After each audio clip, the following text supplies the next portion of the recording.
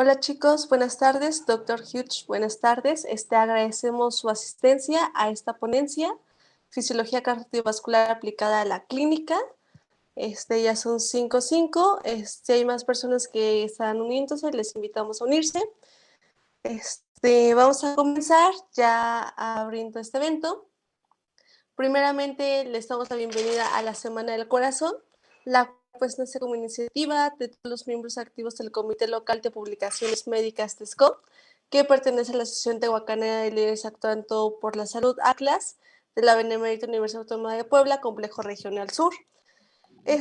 Nuestro propósito, más que nada, de esta Semana del Corazón es ampliar los conocimientos de los médicos en formación de la Facultad de Medicina para que, con respecto a la enfermedad cardiovascular, y más que nada, se van a organizar talleres, ponencias, actividades, como lo han estado viendo, en donde les van a permitir pues adquirir los conocimientos básicos del tema y también la parte clínica, que es muy importante en nuestra carrera. Más que nada para eso, nosotros somos un comité de publicaciones médicas cuyo objetivo más que nada es darles a ustedes, estudiantes de medicina, todos los conocimientos, herramientas y habilidades necesarias para que comiencen en la investigación médica. Si bien es cierto, muchas veces se habla muy poco de la importancia de hacer investigación en la carrera de medicina, pero van a ver que a la larga les van a abrir muchas puertas. Entonces, qué mejor que empezar con ahora, en este momento, a hacer investigación médica. Y no importa que vayan en semestres más bajos, que vayan en primer semestre, que apenas hayan entrado a la carrera, siempre es buen momento de hacer investigación. Se pueden acercar a nosotros, siempre va a ser un gusto poder ayudarles, poder comenzar sus ideas y más que nada a eso nos dedicamos. Más adelante vamos a estar abriendo la convocatoria para quienes gusten formar parte de nuestro comité, lo hagan.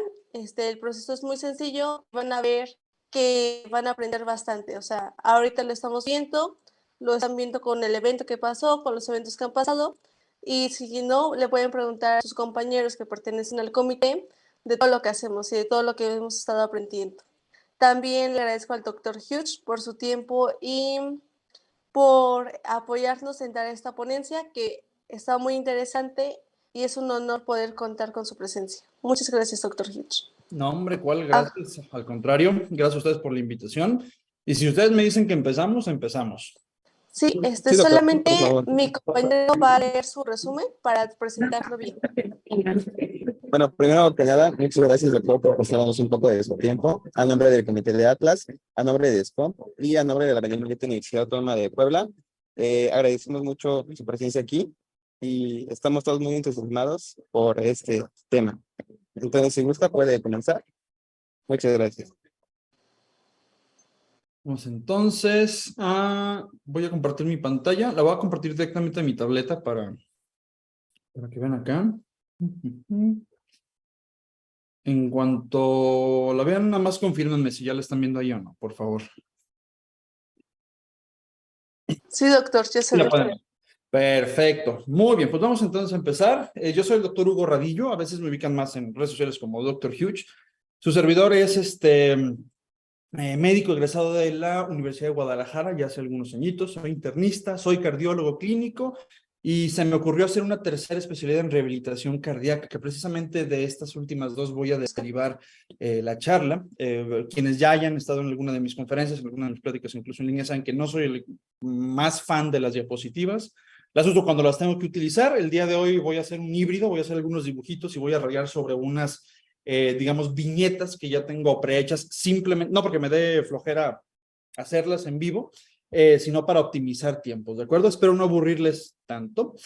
Pero el día de hoy justamente les voy a tratar de meter la idea en la cabeza de que seguir invirtiendo tiempo a lo largo de sus estudios médicos en aprender o en reforzar sus bases en cuanto a ciencias troncales o ciencias básicas, como lo dicen, es una de las mejores inversiones que pueden hacer para poder entender más adelante materias un poquito más complejas como farmacología, como medicina interna, como cirugía, como obste. Y por supuesto, para que más adelante, si el día de mañana deciden dedicarse al ejercicio clínico de la medicina, sean médicos generales, sean especialistas, pues tengan un mayor dominio realmente sobre su arte y oficio que vayan a practicar. No tengo conflictos de interés, lo hago completamente por amor al arte, y si hay preguntas, vamos a dejarlas hasta el final, ¿de acuerdo? Muy bien. Entonces, el día de hoy les quería platicar sobre cómo es que, derivado de la fisiología, de saber un poquito de fisiología del corazón, del aparato circulatorio, podemos nosotros derivar ciertos diagnósticos, derivar ciertos procesos de pronóstico, es decir, tratar de saber qué le va a pasar al paciente más adelante, de que le hayas notado una o dos cositas, y derivar de ahí un tratamiento, ¿de acuerdo? Para buena o mala suerte les tocó que su servidor estuviera ahorita como que súper enfocado en la rehabilitación cardíaca, y una gran parte de las intervenciones que hacemos en rehabilitación cardíaca es favorecer a nuestros pacientes enfermitos del corazón, desde algo tan cotidiano como un infarto hasta algo tan raro como enfermedades congénitas del corazón, favorecer que el paciente haga ejercicio, favorecer que el paciente no esté como un adorno en su casa porque, ay, mi papá se infartó, ay, no, pobrecito, que ya no levante cosas, ay, no, pobrecito, que ya no maneje, ay, no, pobrecito, que ya no. No, eso ya no, eso es muy iba a decir de México en los 50, pero no, también del mundo entero en los 50. Lo que hacemos en rehabilitación cardíaca es precisamente a partir de fisiología del ejercicio, a partir de entender biología molecular, bioquímica y farma, hacer que el paciente recupere las facultades que tenía antes de la enfermedad. O si bien mi paciente ya nació con la enfermedad, tiene una enfermedad congénita del corazón que le ha deformado tanto la función como la estructura del aparato circulatorio, bueno, tratar de no limitar tanto sus actividades y que pueda tener una vida con muy buena calidad y tan mejor como se pueda, ¿no? Entonces, es lo que hacemos en rehabilitación cardíaca. Ahora, en rehabilitación cardíaca y en fisio de corazón, nosotros tenemos un dogma central que es el que tienen en pantalla, ¿de acuerdo? Estos son los famosos engranes de Wassermann, se escribe con W. El doctor Carmel Wassermann, así se escribe, se le ocurrió básicamente explicar a manera de esquema un sistema de economía, de gasto, de deuda, de pagar la deuda, que el cuerpo humano tiene todo el santo día. Ustedes lo conocen muy bien, aunque estén en primer semestre de la facultad, lo conocen muy bien. Podemos agarrar el engrane de donde quieran. A mí me gusta empezarlo desde los pulmones, en el sentido de que yo absorbo oxígeno, ese oxígeno lo mando al corazón para transportarse, ya ese oxígeno está en la sangre, entonces lo tengo que transportar. Ese se tiene que transportar a los órganos, como por ejemplo los músculos, para que consuman ese oxígeno. Cuando el oxígeno se consume, como nutriente dicen, cuando el oxígeno se consume por los tejidos o los músculos, estos van a tener que producir un desecho que llamamos nosotros CO2. Ese CO2 se va a producir, pero se tiene que mandar de regreso al sistema circulatorio, a la parte derecha del corazón, al compartimento venoso del sistema circulatorio, para que la parte derecha del corazón lo mande otra vez hacia los pulmones y se puede eliminar. Luego volvemos a respirar y el ciclo se repite. Con uno de estos engranes que fracase, con uno de estos sistemas que claudique, es más que suficiente para que nos empecemos a sentir mal. Hay algunas enfermedades que pueden hacer que los pulmones no tengan tan buena absorción de este oxígeno que necesitamos. Por ejemplo, un paciente con edema agudo pulmonar, un paciente que después de fumar tanto tiempo desarrolló un enfisema pulmonar o el EPOC, ¿no? La enfermedad pulmonar obstructiva crónica. Una persona que tiene fibrosis pulmonar o hipertensión arterial pulmonar probablemente va a tener algún tipo de afección en la manera en la que los pulmones difunden ese oxígeno en la sangre. Una persona que tiene insuficiencia cardíaca no va a tener una buena bomba para estar propulsando la sangre a lo largo y ancho del sistema.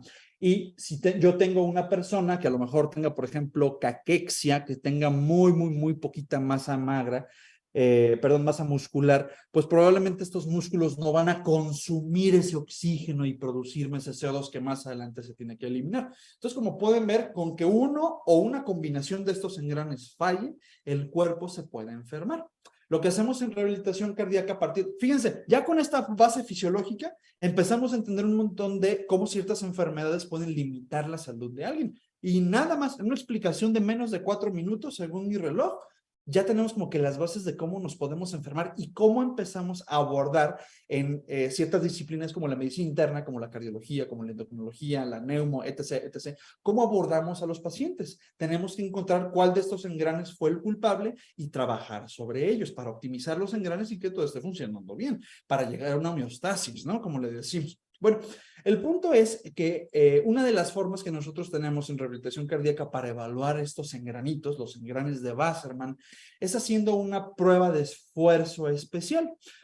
No sé si voy a estar pidiendo a lo largo de la charla su cooperación para que me contesten, obviamente quienes quieran, no es obligatorio, por el chat para ver si más o menos me estoy dando a entender, ¿de acuerdo?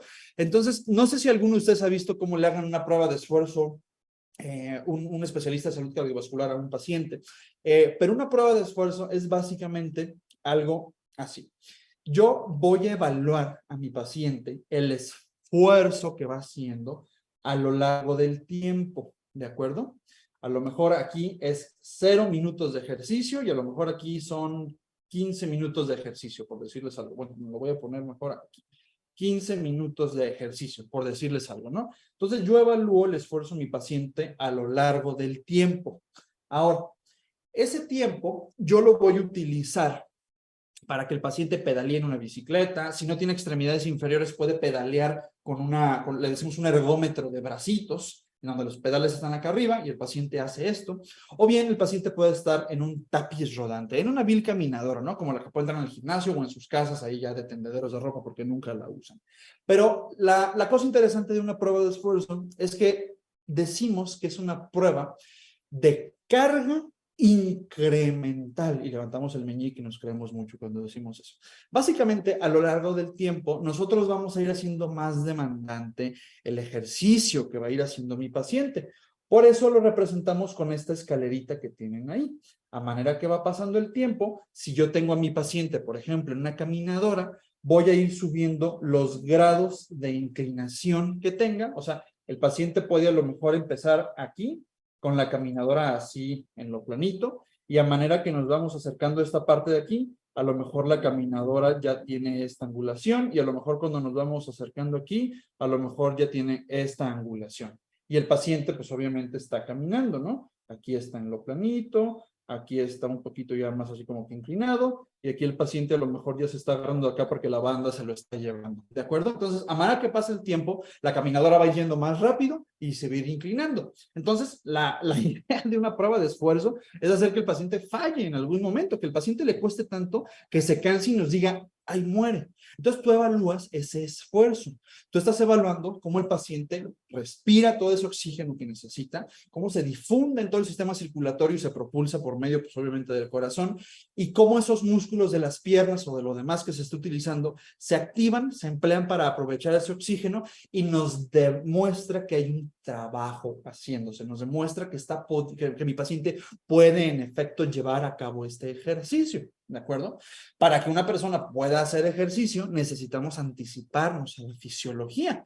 No es lo mismo un corazón en reposo, como a lo mejor ahorita están ustedes sentaditos escuchándome y toda la cosa, a un corazón que lo tengo a lo mejor ya a esta altura, ¿no? ¿Cómo se imaginarían? Ahora sí, vamos a hacer esta parte interactiva. ¿Cómo se imaginarían ustedes que estaría la frecuencia cardíaca, es decir, las veces que su corazón late por minuto, o sea, latidos por minuto? ¿Cómo creen que estaría la frecuencia cardíaca aquí, aquí y aquí? Empezando por este aquí. En ese primer circulito que marqué, en esa primer flechita, en el primer escalón, ¿cómo creen que estaría la frecuencia del corazón? Muy bajita, a lo mejor ya en grados de una taquicardia importante, o definitivamente tan taquicárdico que al paciente ya no le permita continuar su ejercicio porque ya de plano se va a cansar. Pónganlo ahí en el chat. ¿Cómo creen que estarían? No necesitan utilizar mis propias palabras, pueden parafrasear a lo mejor las 3 opciones que les dije. Pero pónganlo en el chat más o menos. ¿Cómo pensarían ustedes que esté la frecuencia del corazón ahí? Hasta si quieren ponerme por ahí un rango de frecuencia cardíaca, se va. Mientras le voy a dar un sorbito.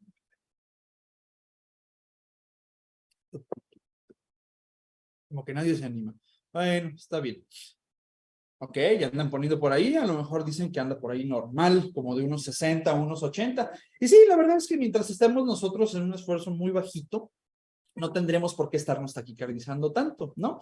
A lo mejor ya cuando estemos entrando a este de aquí que acabo de tachar, más o menos a esa etapa, quizá ya sea un poquito más demandante el esfuerzo. Y aquí de plano, en el último escaloncito, si se fijan, algo pasó que vean, ya no siguió subiendo. De hecho, la carga bajó completamente. Aquí el paciente ya me dijo, ¡pare! Aquí de plano yo ya no puedo más. Por eso, ¡pum!, se termina la carga incremental.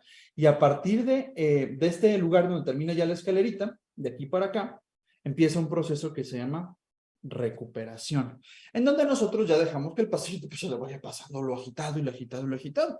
Entonces, ustedes acaban de dar ya, nada más con ese pequeño comentario, con uno de los principios básicos en fisiología del ejercicio, que nos dice, a manera que la carga, o sea, la demanda que tú le pides al paciente, a manera que esto vaya incrementando, la frecuencia cardíaca también tiene que ir subiendo. Ahora, esto ocurre por diferentes cosas. Cuando nosotros, ¿cuál sería la diferencia principal? Pueden poner en los comentarios, de que yo esté acostado, durmiendo, a lo mejor con una frecuencia cardíaca de unos 50 latidos por minuto, que eso es perfectamente normal para cuando estamos dormiditos, a que yo esté, por ejemplo, jugando fútbol y la frecuencia del corazón se me vaya hasta 120. ¿Cuál sería la principal diferencia de una persona que está mimida a una persona que está echándose una cascarita? ¿Por qué habría este incremento de la frecuencia cardíaca? Pónganlo en los comentarios. ¿Qué creen que pueda pasar? ¿Cuál sería el principal diferenciador? Ponen por ahí aumento del gasto cardíaco, claro, pero para que incremente el gasto cardíaco o la frecuencia del corazón, algo tuvo que haber pasado. Muy bien, alguien pone por ahí demanda de oxígeno, excelente, pero alguien por ahí ya dio con el clavo. Galilea Kelly dice, movimiento, en efecto. El movimiento es lo que a manera general empieza el mecanismo cardiovascular para que nuestra frecuencia del corazón empiece a incrementar. Hay más mecanismos, hay una orquesta de mecanismos que se están coordinando para que esto ocurra, pero el principal, digamos nosotros, que es ese movimiento. Piensen ustedes, nosotros tenemos sangre distribuida por todo el cuerpo hay músculo, tenemos más de 500 músculos. Y ocurre algo muy padre. Cuando los músculos se contraen, recuerden, imagínense, aquí voy a quitar esto tantito, voy a poner aquí un vientre muscular y aquí voy a poner otro vientre muscular, ¿de acuerdo? Imagínense, ahí tenemos dos vastos musculares. Bueno, entre los vastos musculares, los voy a poner en amarillo, están pasando vasos sanguíneos. Por ahí hay uno, aquí hay otro, aquí hay otro, aquí hay otro, aquí hay otro, y obviamente los músculos tienen vasos sanguíneos como tal. Pero cuando nosotros tenemos vasos sanguíneos que están pasando por en medio de diferentes grupos musculares que son montononales de arterias o de arteriolas que están en esa situación, pues entonces esa bomba muscular empieza a propulsar la sangre más rápido hacia donde encuentre, pues obviamente su circuito natural, o sea, hacia su circuito venoso. Entonces, si yo tengo esta bomba muscular activa y estoy diciendo que después de que se termine de utilizar esa sangrita, va a pasar esa sangre al compartimento venoso, las venas, ¿a qué cavidad del corazón le regresan la sangre? Les voy a dibujar aquí rápidamente un corazoncillo, según yo, en lo que ustedes responden, pero va la pregunta otra vez. Las venas, ¿a qué compartimento venoso, perdónenme, a qué compartimento cardíaco regresa la sangre? Pueden ponerlo ahí. Está bien pegado. A las aurículas, y alguien específicamente puso, Isabel, a la aurícula del lado derecho. Efectivamente, esta sangre eventualmente va a regresar a la aurícula del lado derecho, por aquí, y pregunto yo, ¿cuántas sangre, más bien, cómo tendría de cantidad en sangre la aurícula izquierda? ¿Más cuando estamos en reposo o más cuando estamos haciendo ejercicio? ¿Cómo tendría más sangre la aurícula del lado derecho, que es la primerita a la que le llega todo el desmadre? ¿Más sangre cuando estamos reposando o más sangre cuando estamos haciendo ejercicio? Piénsenlo. Con esta pequeña explicación que les di de la bomba muscular, responden ustedes eso ahí en el chat. ¿Más sangre en la aurícula derecha cuando hay reposo o más sangre cuando hay ejercicio?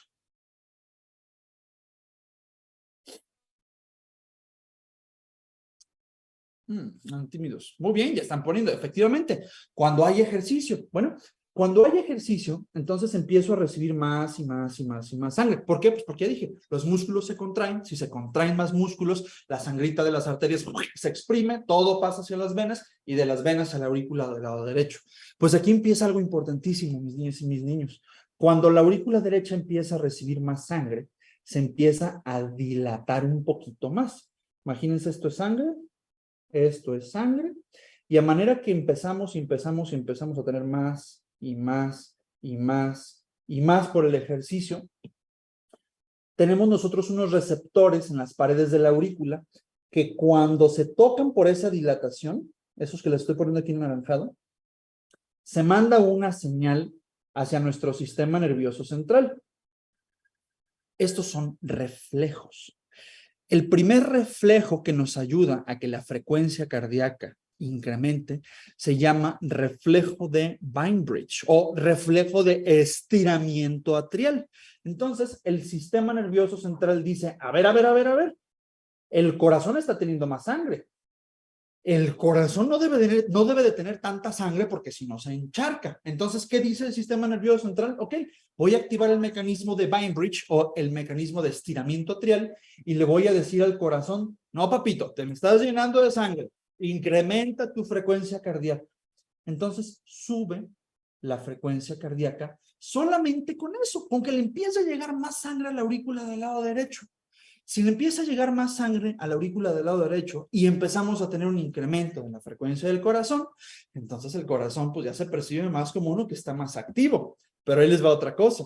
Así como nosotros tenemos un incremento en la frecuencia cardíaca, ipso facto, casi de manera instantánea, se activa un segundo reflejo y esto es buenísimo. Porque una cosa es que tú tengas un montón de volumen en el corazón y solamente con que lata más rápido pues salga. Puede funcionar, pero no es tan efectivo, no es tan eficiente. Se necesita activar otro reflejo.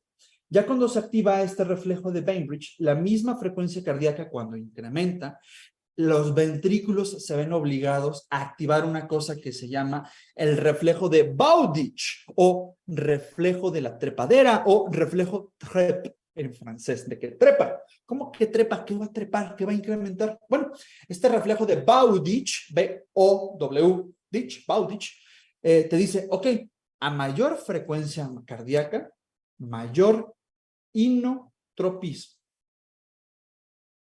O sea, mayor fuerza de contracción. Entonces, cuando llega más sangre a la aurícula derecha por la bomba muscular, sube la frecuencia cardíaca por el reflejo de Bainbridge o estiramiento atrial, que es lo mismo. Sube la frecuencia cardíaca, se activa el reflejo de trepadera o de Bowditch o de escalera, como le quieran decir, y sube el inotropismo, sube la fuerza con la que se contrae el corazón. Entonces, si yo ya tengo un inotropismo que incrementa por efecto de una frecuencia cardíaca que incrementa por efecto de un montón de agua que le está, o de sangre que le está llegando a la aurícula del lado derecho, pues yo ya tengo un incremento en el gasto cardíaco, como alguien por ahí dijo. ¿Se fijan? Lo único que necesitamos es movernos. Lo único que necesitamos es activar. Les digo, hay más señales. Hay señales hormonales, hay más participación del sistema vagal. El sistema vagal se tiene que apagar. El sistema vagal necesitamos romperlo un ratito en lo que hacemos ejercicio. Por eso decimos que el ejercicio tiene un efecto vagolítico. Tenemos un sistema vagolítico en donde ya saben que el sistema vago, el efecto del sistema neumogástrico, del 10º par craneal, le dice al corazón, a ver papito, espérate poquito, espérate, late más despacito. Bueno, aquí necesitamos una vagolisis, necesitamos al contrario, ¿no? Suprimir los efectos del nervio vago para que podamos tener nosotros una mayor alza, vaya, de la frecuencia del... No tengo ninguna opinión al respecto. Perdón, es mi CD que se activó.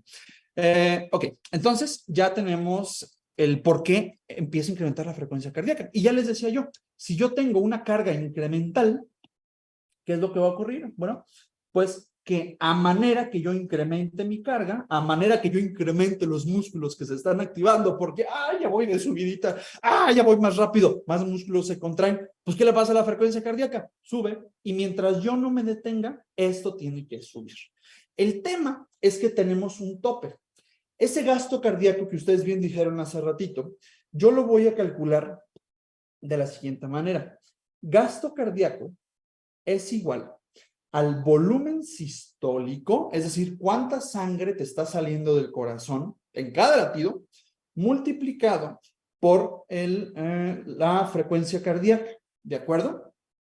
Entonces, como es una multiplicación, lo que le ocurra a cualquiera de los dos productos le tiene que ocurrir a tu resultado. En otras palabras, si tu frecuencia cardíaca sube, el gasto cardíaco sube. Si tu volumen sistólico sube, el gasto cardíaco también tiene que subir. Si alguno de los dos bajara, pues el gasto cardíaco también tiene que bajar. Así de sencillo es esto. Ya dijimos que la frecuencia cardíaca mientras el ejercicio sigue, sube y sube y sube y sube por el efecto de Bowditch, discúlpenme, el reflejo de Bainbridge o el estiramiento atrial, pero el volumen sistólico tiene un tope. El volumen sistólico se va a detener en un momento porque aplica otra de las mentadas reglas que aprendemos en medicina y que a veces nos confunde. El famoso mecanismo de Frank-Starling. ¡Oh! Mira, ya hablamos de Bainbridge, ya hablamos de Bowditch y ahora el mentado Frank-Starling. Qué cosa más bella. El mecanismo de Frank-Starling es yo les digo, es la regla más romántica del corazón, es el principio más romántico que tiene el corazón. El corazón no da lo que no recibe. Así me lo enseñó mi maestro de fisiología. Y eso es muy cierto. Si ustedes tienen un montón de sangre que tiene que sacar el corazón, la fibra se tiene que contraer con más ganas y estirar con más ganas para sacarlo. El tema es que vamos a tener nosotros un tope. ¿Por qué un tope?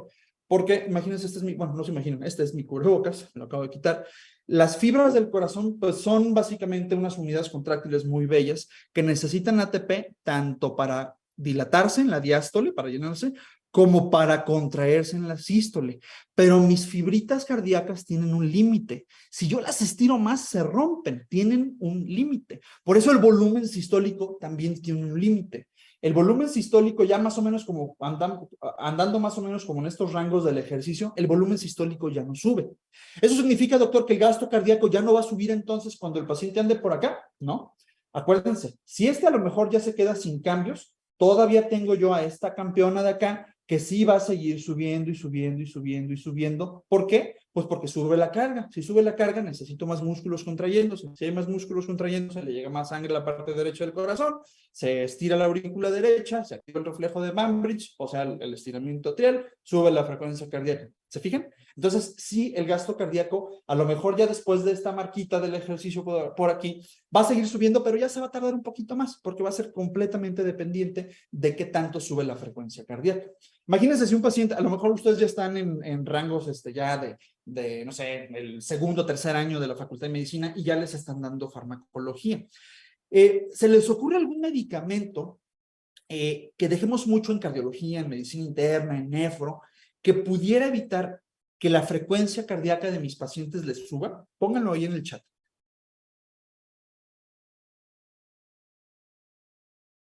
¿Algún medicamento que se les ocurra que podamos dejar los médicos que haga que la frecuencia cardíaca se frene un poquitín, que no me permita, ver qué tanto sube la frecuencia en el ejercicio?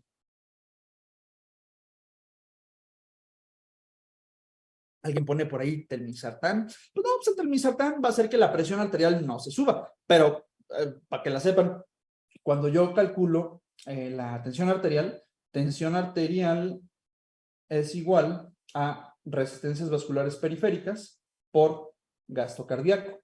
Entonces, como tal, el telmisartán lo que me puede afectar, en dado caso, sería el volumen sistólico. Si se afecta el volumen sistólico, sí se afecta el gasto cardíaco. Si se afecta el gasto cardíaco, sí se afecta la presión arterial, pero no la frecuencia cardíaca. Entonces no hay tanto, el volumen yo ya sé que de todos modos se va a restringir en algún momento por la ley de Frank-Starling, pero alguien ya puso por ahí beta bloqueadores, ponen por ahí betoprolol. Efectivamente, si a mi paciente lo tengo con un medicamento que frene el nodo senoauricular, que se encarga precisamente de modular nuestra respuesta al ejercicio o al reposo, pues a lo mejor una persona que está beta bloqueada, una persona que tenga fibrilación auricular, una persona que tenga hipertensión arterial, una persona que tenga cardiopatía isquémica, infartos, una persona que tenga insuficiencia cardíaca, generalmente tiene entre toda la lista de medicamentos el mentado metoprolol o el bisoprolol o algún otro beta bloqueador. Entonces, tenemos que interrogar bien qué medicamento está tomando, porque con las bases fisiológicas que acabo de aprender, yo ya puedo anticipar qué efecto pudiera estar limitando esa frecuencia cardíaca solo porque el paciente tiene tal o cual medicamentos. ¿Se fijan qué padre? Así de fácil es esto. Sabemos un poquito de fisio, podemos traspolar hasta cuestiones terapéuticas y anticipar cómo va a salir un estudio como una prueba de esfuerzo. Ahora, nosotros le hacemos a los pacientes una prueba de esfuerzo especial.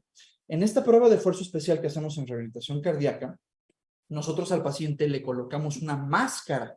Esta mascarita que tienen ustedes aquí, que les dibujé, es básicamente un analizador de gases que nos va a permitir ver qué tanto oxígeno está respirando mi paciente y qué tanto CO2 está exhalando mi paciente. Y se lo ponemos al paciente durante su prueba de esfuerzo. A lo mejor esto lo han visto mucho en deportistas, ¿no? A lo mejor han visto este video que se viralizó hace unos cuantos años de que Messi está haciendo una prueba de esfuerzo, Lionel Messi está haciendo una prueba de esfuerzo, trae una máscara y no sé qué, y es un comercial para no sé qué marca y bla, bla, bla.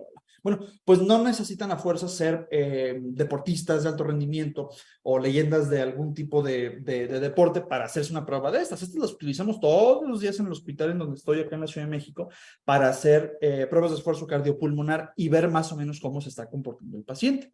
Para nosotros, ahora, esto es la parte en donde les voy a justificar por qué sirve bastante estar familiarizados con el mentado ciclo de Krebs. El ciclo de Krebs, así es. Esa cosa que les dijeron que nunca la iban a volver a usar, yo la utilizo todos los días. La utilizo desde una aplicación clínica. Van a ver que hay signos y síntomas que yo puedo derivar de saber cómo está el estado del ciclo de Krebs. Así es. Entonces, esa mamada de que les dicen de que ya no lo van a volver a usar, no es cierto. Si les dicen eso es porque ni tienen idea de cómo funciona el ciclo de Krebs o probablemente no han tenido la suficiente educación dentro de un rango específico de formación, vaya, como para darle la utilidad. Y ahorita les voy a demostrar que sí es bien interesante, sí es bien importante y yo puedo incluso tomar, digamos, decisiones para mejorar la vida de mi paciente o para derivar diagnósticos sabiendo cómo usar el ciclo de Krebs, el ciclo de Cori, la vía de Embden-Meyerhof que tanto les dio hueva o que tanto les dijeron que ya no iban a utilizar en un contexto de especialidad, ¿de acuerdo? Entonces, cuando yo le conecto a mi paciente esta mascarita, la idea es que la información de esa máscara migre a una computadora. Esa computadora que tiene mi prueba de esfuerzo me va a permitir ver que cada vez que el paciente respira, en mi pantalla van a aparecer unos puntitos. En este caso lo puse como unos cuadritos y son de diferentes colores. Para fines de esta explicación, los cuadritos que hagan cada uno de esos cuadritos es una respiración. Ya saben que cada vez que respiramos tenemos una cantidad de CO2 y una cantidad de dióxido de carbono. Pero como son tantas respiraciones las que el paciente va haciendo en el ejercicio, pues esos cuadritos se van apilando a lo largo del tiempo de tal manera que terminan dibujando una línea, unas cuantas curvas. Y si tenemos engranes de Wassermann y del principio de Wassermann sacan estos cuadritos que hacen curvas, pues a las curvas les decimos las curvas de Wassermann. Entonces, la función de un servidor en rehabilitación cardíaca es ver un montón de rayitas, rayitas en el electrocardiograma, rayitas en la función ventilatoria, rayitas que se hacen en la curva de Wassermann, en fin. Bueno, entonces, cada uno de estos cuadritos con cada uno de esos colores es la representación de una respiración, pero con el contenido de gas, de un gas específico que tiene dicha respiración. Entonces, cada cuadrito o cada rayita roja que vean de ahora en adelante va a ser la representación del CO2, ¿de acuerdo? Del dióxido de carbono. Y cada rayita o cuadrito que vean que se arma con color azul nos va a hablar del oxígeno, ¿de acuerdo?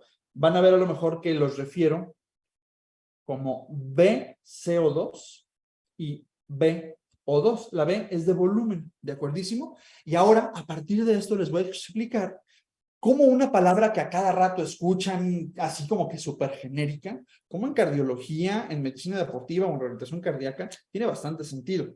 ¿Alguien había escuchado del fitness? ¿Alguien había escuchado, este vato está bien fit porque come mucha ensalada? O, este vato está bien fit porque está así mamadísimo. ¿Habían escuchado esa palabra, no? Y la utilizan como si fuera un término genérico, hasta influencers así de que, como si fuera cualquier cosa. Y la verdad es que este cotorreo del fitness es un término médico. Es un término clínico, es un término que deriva de pruebas específicas que te permiten ver cómo se comporta tu consumo de oxígeno. Cuando me escuchen decir consumo de oxígeno, piensen en esto de aquí, en el VO2. Consumo. Alguien se está acabando el oxígeno para realizar cierta tarea. Es como si ustedes les dan su mesada, su domingo, su quincenita. Si ustedes tienen esa lana, ustedes la van a usar para consumir, no sé, algún producto, algún servicio, ¿de acuerdo? Entonces, pregunto yo, si una persona consume mucho dinero, ustedes podrían asumir que esta persona, porque que gasta mucho dinero, pues tiene mucho dinero, ¿cierto? Bueno, pues lo mismo es en el oxígeno. Si una persona consume mucho oxígeno, y yo lo veo en esta prueba de esfuerzo cardiopulmonar, ahorita les voy a explicar, entonces yo puedo tratar hasta cierto punto de asegurar que ese paciente tiene una gran reserva en algún lugar de su cuerpo de oxígeno, o sea, tiene ahorros de oxígeno, por decirlo así, o bien que tiene una gran capacidad para meter oxígeno y consumirlo. Sería el equivalente a que ustedes en su casa, una de dos, o bueno, o pueden ser incluso las dos, o que tengan mucha lana abajo del colchón y de sus ahorros puedan darse sus lujitos, o que tengan una fuente de ingresos de lanita muy buena que les esté dejando a lo mejor, no sé, 40,000 pesos diarios, y que hoy es martes y pude utilizar 40,000 varos, hoy es miércoles, me entraron otros 40,000, hoy es sábado, hoy me entraron otros 40,000. ¿Me explico? Ese es el equivalente. Entonces lo que yo quiero es, pues imagínense, ¿cómo estaría más fitness un paciente si les digo que el fit o el fitness es el resultado, o es, digamos, no tanto el resultado, es el acúmulo o es el hecho de tener mucho consumo de oxígeno? Si yo digo que una persona está fit o está fitness, esta persona consume mucho o consume poco oxígeno. ¿Ustedes qué creen? Pónganlo en los comentarios. Repito, ¿cómo sería una persona fitness? ¿La que consume mucho oxígeno o la que consume poco oxígeno? Pónganlo ahí en el chat. ¿Qué piensan ustedes? Exacto, el que consume mucho. Muy bien, el que consume mucho es porque tiene mucho de dónde sacar, muchas formas de reclutarlo y que lo puede utilizar. Entonces, volviendo a los engranes de Wasserman, si ustedes tienen uno de estos que falle, ese consumo de oxígeno, ese fitness cardiorrespiratorio puede claudicar. Si yo no tengo pulmones chidos, pues entonces yo no tengo un ingreso constante. Sí, a lo mejor te están llegando, no sé, el salario mínimo en el país, ¿no? A lo mejor te están llegando 70 pesos diarios, medio vives, pero tendrías muchísimos síntomas, no tendrías mucha independencia financiera, o el equivalente acá, independencia oxidativa, para poder a lo mejor desplazarte 5 cuadras sin que te canses y tengas que otra vez así como que, si tú tienes un corazón que te está fallando, pues ándale pues, tienes un montón de oxígeno, lo tienes ahí, pero no tienes quien te lo esté mandando para donde lo necesitas. Ahora, si lo tienes bien, pero tus músculos están chiquitos, tus músculos están todos chafas, eres muy sedentario y no tienen esa capacidad oxidativa padre tus músculos, pues entonces aunque tengas un montón de lana no la vas a saber usar, no lo vas a poder consumir y ahí lo vas a tener y tener para cuando se te ocurra, ¿no? Como un paciente caquético, un paciente caquético, pues sí, puede tener a lo mejor algún nutrientillo por ahí, pero no tiene cómo utilizarlo porque tiene poco músculo. Entonces no podemos decir que una persona caquética, una persona que tiene muy poquito músculo, está fit o está sana. Entonces, en términos específicos, ese fitness cardiorrespiratorio, yo lo tengo que comparar con saber qué es lo normal, ¿no? Ahora, este fitness cardiorrespiratorio, cuando yo lo tengo en mis curvitas de Wasserman, se expresa en un porcentaje, por decirlo así. Ese porcentaje de consumo de oxígeno obedece, por decirlo así, a la famosa campana de Gauss. No sé si habían escuchado esto de la campana de Gauss. Cuando ustedes dicen la palabra normal, está normal, sí, va normal la cosa. Normal no significa bien, normal no significa óptimo, normal no significa asintomático, ¿no? La palabra normal realmente es un término estadístico que a veces no sabemos emplearlo bien y andamos confundiendo gentes, incluso andamos confundiendo nosotros. Pero cuando hablamos nosotros de normalidad, hablamos de esta famosa campana de Gauss, en donde en la campana de Gauss la mayor parte de los datos representados va a ser el 80%. Imagínense, todo esto que tengo aquí es el 80% de la distribución de mi curvita. Todo lo que yo tenga delante, en esta partecita de aquí, que vamos a decir que es un 10%, serían los atletas de alto rendimiento, ¿de acuerdo?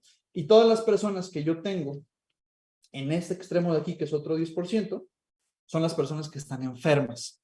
Entonces, esta campana de Gauss normaliza cómo está la cosa. Esa campana de Gauss, por cierto, esto también es ciencias básicas, ¿eh? Bioestadística también es ciencias básicas. Y ahorita les voy a enseñar cómo esto lo traspolamos a fisiología del corazón.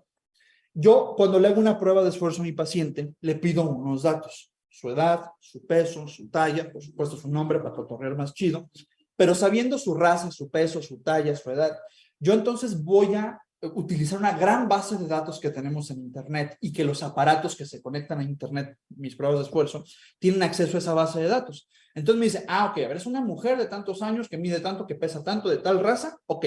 Su consumo máximo de oxígeno, perdón, su volumen chido de oxígeno es tanta cantidad y eso me representa el 80%. Por ejemplo, imaginemos para una persona, no sé, un paciente hipotético, vamos a poner aquí PX1 para el paciente 1, el aparato con sus datos que les acabo de comentar me dice que su consumo de oxígeno normal para su edad serían 10 mililitros por cada kilogramo que pese, por cada minuto de ejercicio que me haga.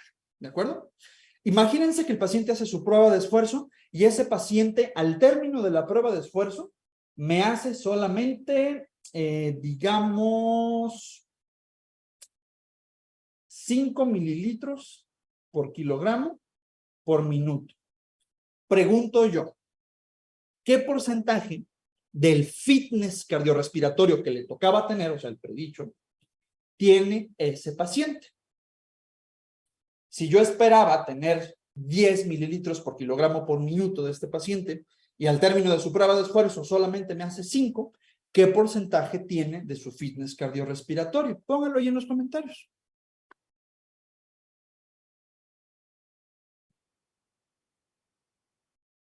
Excelente, el 50%. Mi paciente solamente sacó al final de su prueba el 50%. Si yo les digo que para decir que una persona está fit necesita tener del 80% para arriba, entonces pregunto yo, mi paciente hipotético sacó 50%, ¿está fit o no está fit mi paciente? Pónganlo en los comentarios. No, así es. Entonces, el paciente puede tragar ensaladas o puede comer nuggets y no depende de eso decirle fit o no, probablemente no lo va a lograr, pero esa es la idea. Este paciente de aquí ya está en esta escalita de aquí, en el 10% de todos los pacientes que no logran tener, vaya, este 80%, ¿de acuerdo? Este es el fitness cardiorrespiratorio de mi paciente. Y a lo mejor este paciente no logró ese 80% o más porque tenía insuficiencia cardíaca, porque traía un gran derrame pleural, porque a lo mejor está desacondicionado de años y años y años de no hacer ejercicio y sus músculos están todos chafas para hacer ejercicio. Lo ponemos a entrenar y órale. Un paciente, más o menos, que nosotros atendemos en rehabilitación cardíaca, nos andan llegando muchas de las veces con el 50, 60% de su fitness predicho para su edad, para su peso, para su talla. Lo que hacemos en rehabilitación cardíaca es entrenarlos, los ponemos a hacer pesas para que tengan más músculo. Si tienen más músculo, entre más músculo hay, más mitocondrias tienes, entre más mitocondrias tienes, más oxidan. Si más oxidas, más consumen. Entonces empezamos a subirle por un montón de estrategias las formitas que vamos detectando de sus engranes que están chafillas, ¿no? Entonces lo ponemos a pesas, lo ponemos a correr y empezamos a mejorar esa fisiología, esos engranes de Wasserman. ¿Se fijan qué padre? Pero ahí les va el ciclo de Krebs. Fíjense muy bien. Entonces ya saben que fitness no es un término genérico. Fitness es cualquier compa que tenga el 80% de lo que se le predice por el aparato ese o más. ¿De acuerdo? Muy bien.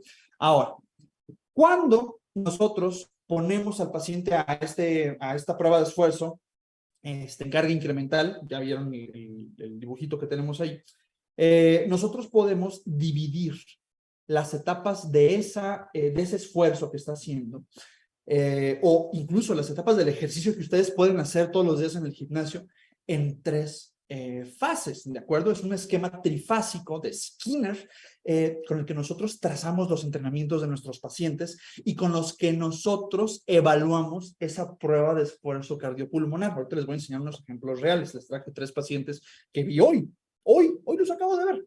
Fíjense, hablar de que hay 3 fases nos orienta a pensar que esas fases dependen de algo, si no, no les pondría 3. ¿Qué pasó en cada fase? ¿Por qué son 3? Esas fases se llaman fase regenerativa, que si se fijan es cuando vamos empezando el ejercicio, todavía no ha incrementado tanto la cosa.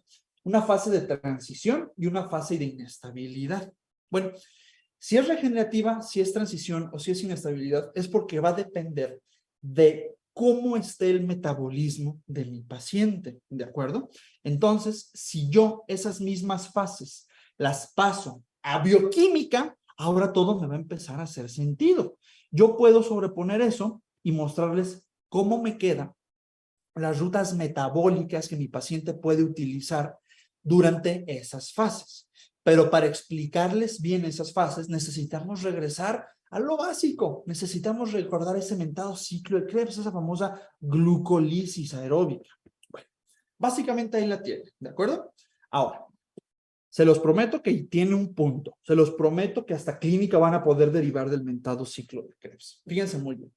En el ciclo de Krebs, nosotros tenemos... pero para esto, bueno. Pregunta abierta al público. ¿Qué les dijeron, qué leyeron o qué les platicaron sus propios compañeros que les dieron las clases? Porque yo sé que en muchas universidades, no nada más en la Benemérita, les iba a decir, Universidad de Puebla, ni siquiera en la de Tehuacán. Yo sé que en cualquier lugar tenemos nosotros este fenómeno de, yo le digo, incesto académico. O sea, entre ustedes se dan las clases.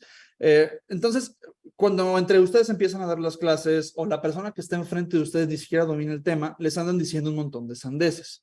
Para partir de una base franca, ¿cuántos ATPs les dijeron o saben ustedes que genera el ciclo de Krebs? ¿Cuántos ATPs? Pónganlo en los comentarios. ¿Cuántos ATPs genera el ciclo de Krebs? Benemérita, Universidad Autónoma de Puebla. Bueno, ya me acordé. ¿Cuántos les dijeron que genera? ¿Cuántos les dijeron que ese ciclo de Krebs genera de ATPs? Pónganlo ahí en los comentarios.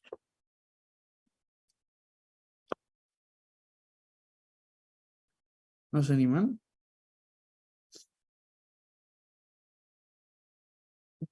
Si se equivocan, ¿qué es lo que puede pasar? Que si se equivocan les diga que no y que les enseñe cómo va la cosa. No pasa nada.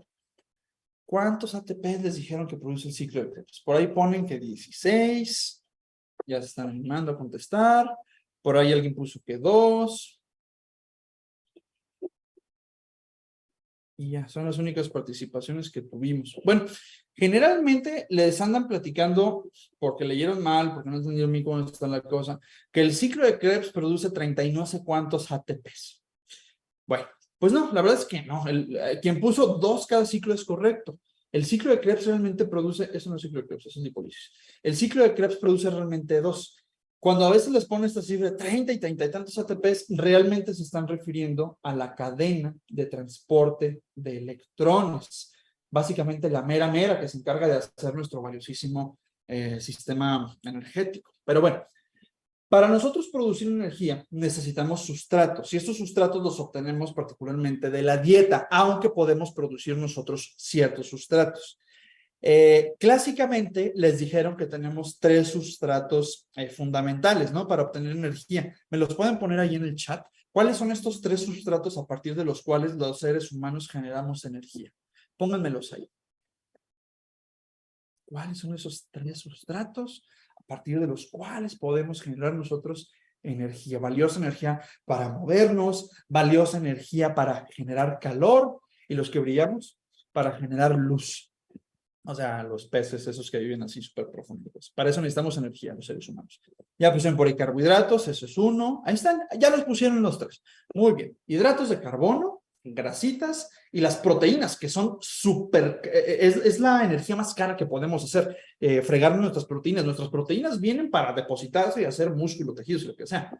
Pero ahí les va otro.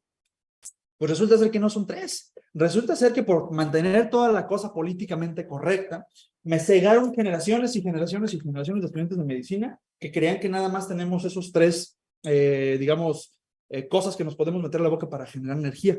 En efecto, las proteínas, los hidratos de carbono y las grasitas, los ácidos grasos nos sirven, pero el alcohol, los seres humanos somos perfectamente capaces de producir energía a partir de alcohol. Te anda dando más o menos unas 7 calorías. Ahora, no los estoy incitando a que se pongan pedísimos, pero simplemente a que amplíen su panorama y que sepan que también los seres humanos tenemos la maquinaria y las enzimas suficientes, vaya, para poder derivar energía a partir de alcohol. No es la mejor, no es la más adecuada, pero de que se puede, se puede.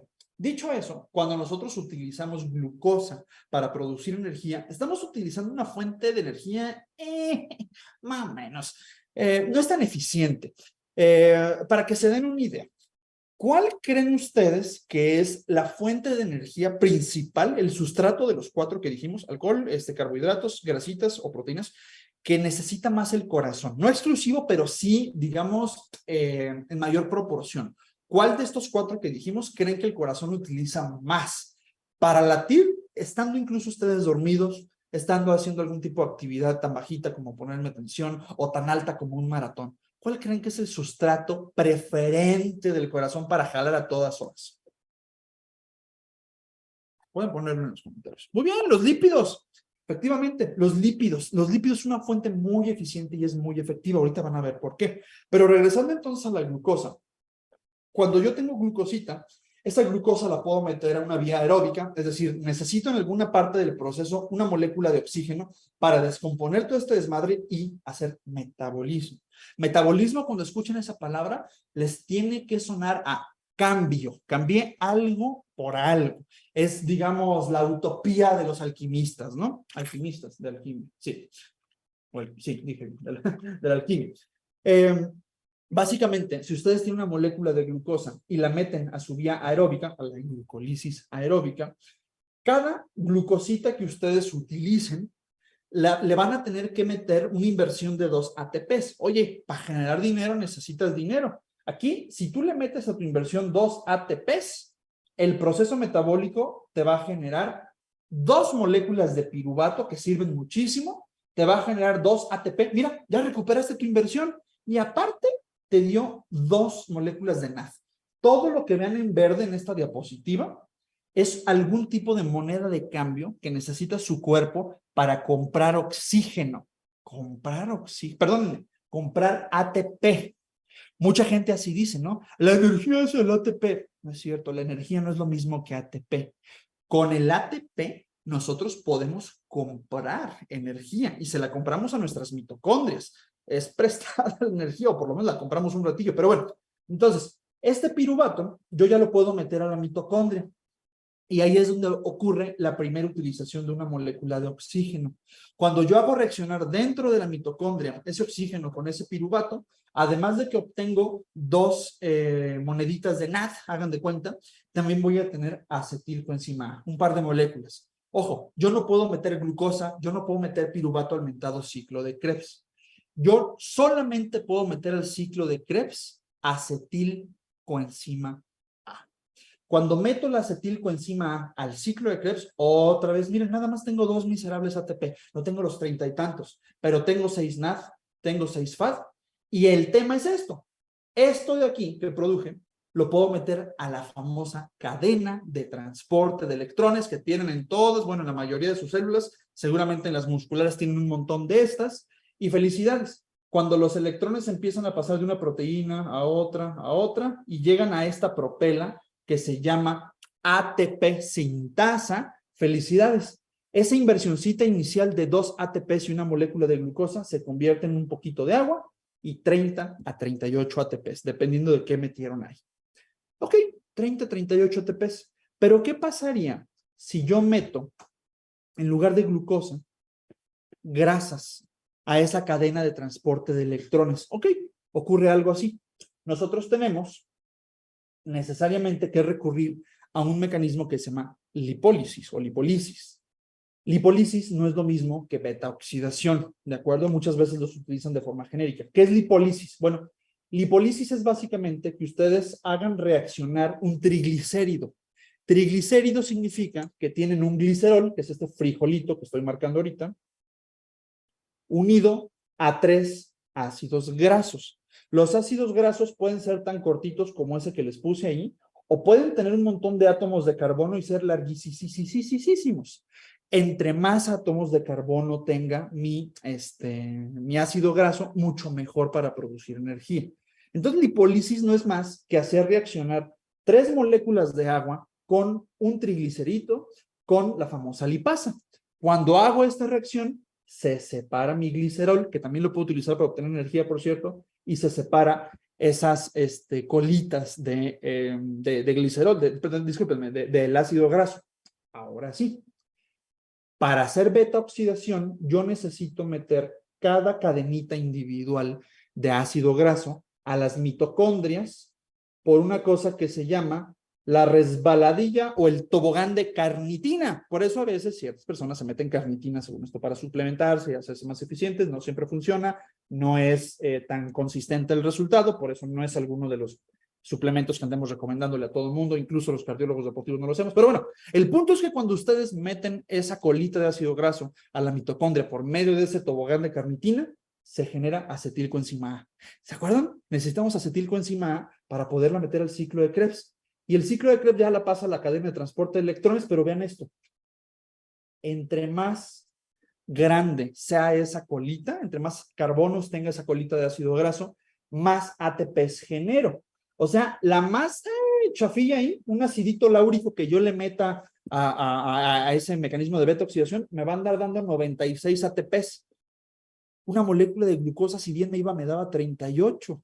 Entonces, por eso el corazón necesita ácidos grasos, porque vean toda la energía que te puede dar entre más grande es esta cadena. Por eso es más eficiente. Por eso yo necesito utilizar grasas. Por eso ustedes comen cosas grasosas o cosas con mucha glucosa que más adelante se almacenan a manera de triglicéridos. El cuerpo dice, oye, este vato seguramente va a hacer un montón de energía, va a hacer un montón de ejercicio, va a hacer un montón de actividad física. Y bueno, ya pasaron 30 minutos de que comió, no la ha utilizado, pues vamos a guardársela al patrón, vamos a guardar todos estos ácidos grasos, vente. Jefe, un glicerol. Te dan el glicerol, 1, 2, 3, ya tengo mi paquetito y ahí va a la papadita este triglicérido. Ay, güey, oye, aquí hay otros 3 ácidos grasos, ¿están libres? Oigan, ¿me pasan otro glicerol? Simón, listo, ok, y te pones a armarlo, ya tienes otro triglicérido, ¿dónde pongo este? Lonjita, aquí me cabe este triglicéridito, puta madre, hay un montón de ácidos grasos, y ahí te pones a armar tus triglicéridos para guardarlos para más adelante, porque tu cuerpo dice, sí, comí un montón, es porque va a ser un montón de cosas, hay que guardar esto. Son baterías, básicamente, las que estás almacenando en la lonja, en la papada, en el muslo. Así es como bajamos peso, utilizando eso. Por eso la famosa tendencia al déficit calórico, ¿de acuerdísimo? Pero bueno, no estamos hablando de cómo bajar de peso, por lo menos no aún, pero ya les justifiqué cómo utilizamos el ciclo de Krebs en este contexto. Ahora vamos a pasarlo a la cardiología, ahora vamos a pasarlo a la mentada prueba de esfuerzo. Fíjense muy bien. Ahí tenemos otra vez el mentado esquema. Entonces yo decía que tengo una primer fase, que le digo la fase regenerativa, espero no estarlos aburriendo tanto. Tenemos la primera fase que es la regenerativa, hasta esta rayita que ven allí, traducida. Una fase que es de transición y una fase que es de inestabilidad, ¿de acuerdo? Fíjense muy bien. Mientras yo esté en las etapas más bajitas de intensidad del ejercicio, yo no voy a estar utilizando tantos sustratos, así como que echarle tanta lata al ciclo de Krebs o a las demás vías, porque yo tengo energía inmediata, yo tengo energía muy rápida que la puedo tener disponible. Por ejemplo, yo ya tengo en muchas células musculares ATP disuelto en el citosol de las células. Si necesito, por ejemplo, ahorita estoy sentadito, estoy hablando y bla, ay, tiré mi lápiz. Pero si se me ocurriera, por ejemplo, hacer este movimiento con mis manos, no estoy beta-oxidando nada aquí.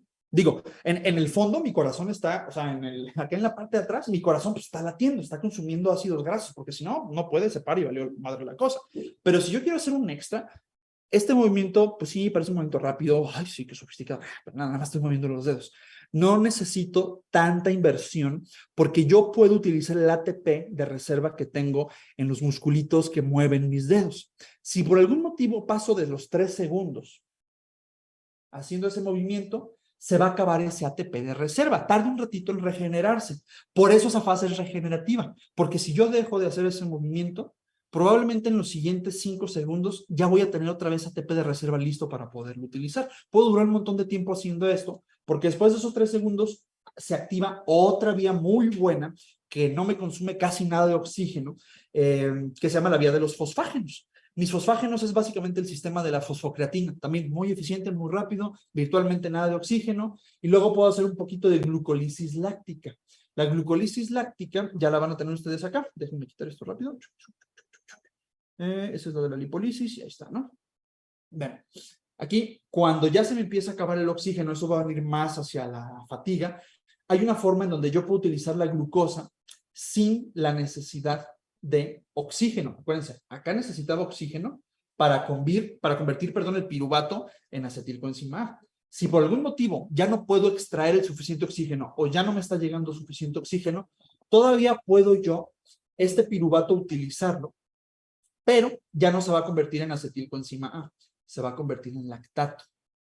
Ese es un tema, porque el lactato solamente me va a dar 2 ATPs, ya no me va a generar los 30, 38 ATPs. ¿Por qué? Porque yo no puedo meter ni piruvato ni lactato al ciclo de Krebs. Eso significa que si no tengo ciclo de Krebs, no puedo meter nada a esta famosa cadena de transporte de electrones que me daba un montón de ATPs, tanto por la vía de la lipólisis como por esta.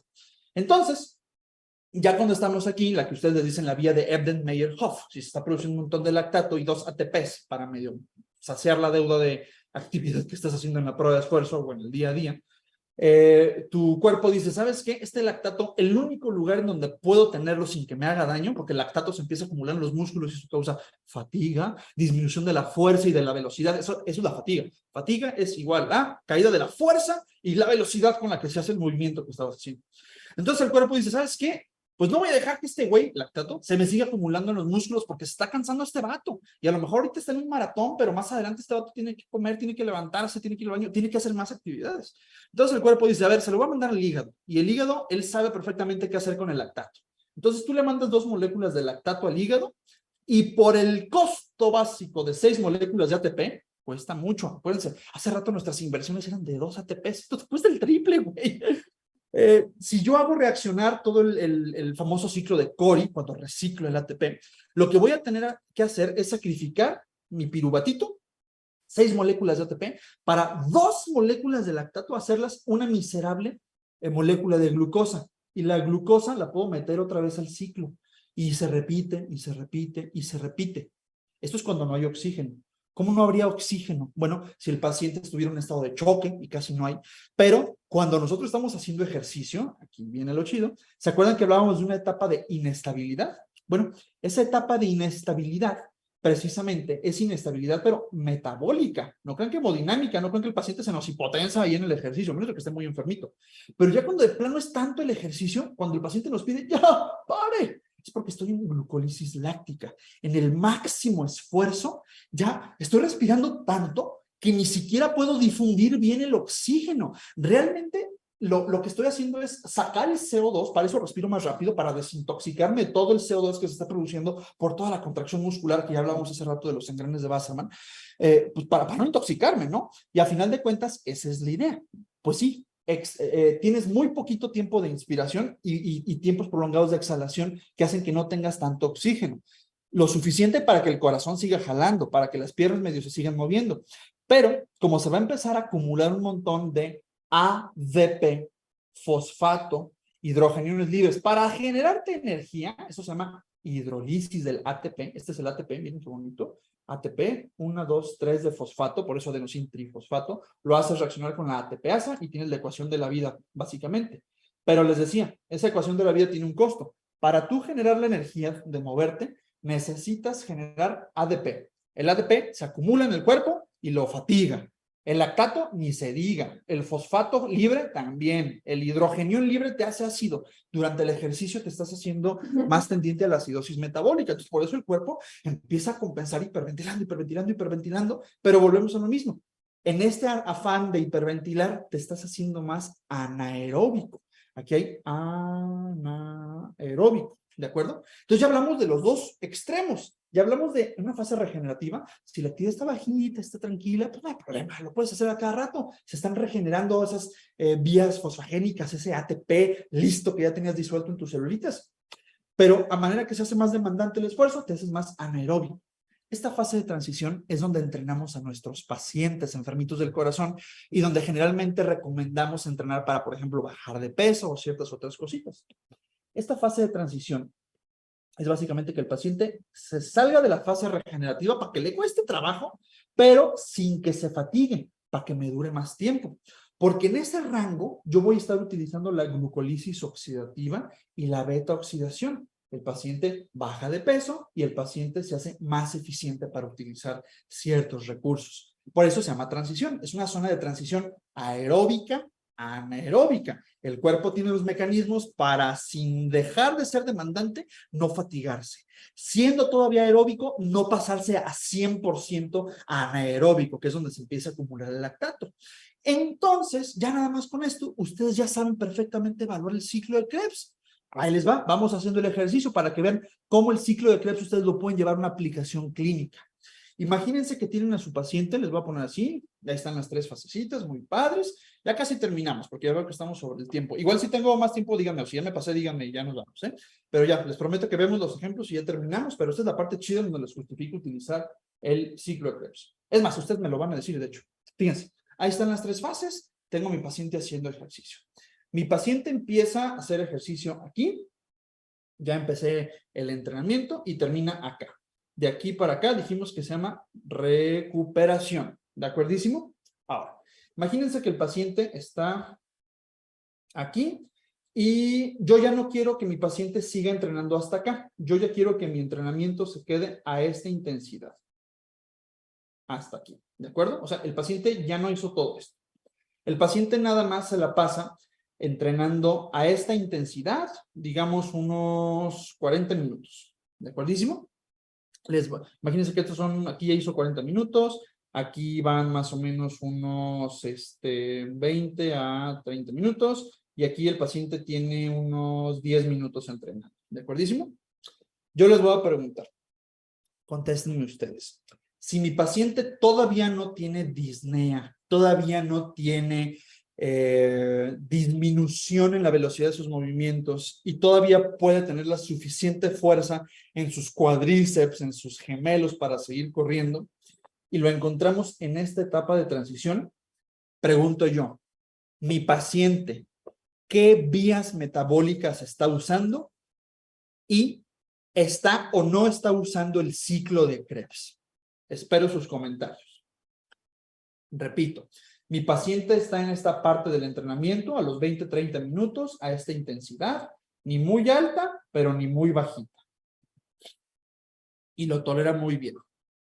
Entonces, la pregunta es, mi paciente, en esa parte del entrenamiento donde les puse la flechita, ¿qué vías metabólicas está utilizando particularmente? Y ¿está o no está usando su ciclo de Krebs ahí?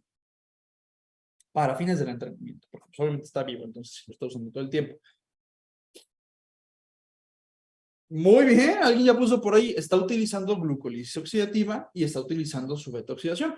Por ende, claro que está usando el ciclo de Krebs. Está descomponiendo unos cuantos gliceroles por ahí, ya metió los ácidos grasos a la mitocondria ya te dio la acetilcoenzima A, la acetilcoenzima A ya la metiste el ciclo de Krebs, y el ciclo de Krebs ya la pasó a la cadena de transportes de electrones, y ya tienes tus 90 y tantos ATPs o 128, dependiendo de cuál metiste, y por el lado de la glucosa, pues lo mismo, pero ya tienes tu, ¿cómo se dice? Tus 36, 38 ATPs, lo que ustedes quieran. Entonces estamos usando el ciclo de Krebs. Ahora, vamos a hacer un ejercicio más demandante. Imagínense que aquí el paciente no está entrenando. Al paciente lo pusimos a hacer una prueba de esfuerzo. O sea, quiero que me complete el protocolo hasta que me diga, ya, por favor, máteme o pare la máquina. Lo primero que venga. Entonces, ustedes tienen a su paciente aquí. Su paciente todavía no les pide parar. Aquí ya paró, pero el paciente está precisamente en ese punto del entrenamiento. Digamos que hizo, no sé, aquí empezó a 0 y aquí tenemos ya como unos, no sé, 8 minutos entrenando, ¿de acuerdísimo? Pero es en carga incremental. No es como hace rato de que empezamos aquí y ahí nos mantuvimos. No, aquí sí es en carga incremental. Va subiendo toda la escalerita y ahí quedamos. Muy bien. Les pregunto yo ahí, ¿cuál o cuáles de los siguientes ciclos, según la bioquímica, está utilizando? Les voy a dar diferentes opciones, ustedes me van a poner. Les voy a decir el ciclo de la fosfoquinasa, ciclo de Krebs, ciclo de Cori o la vía de Embden-Meyerhof. ¿Cuál o cuáles está utilizando si mi paciente está exactamente en este escaloncito antes de que me pida parar? De las 4 que les dije, ¿cuál o cuáles? Las voy a repetir. El sistema de la fosfocreatina, el ciclo de Krebs, la vía de Embden-Meyerhof o el ciclo de Cori. ¿Cuál o cuáles?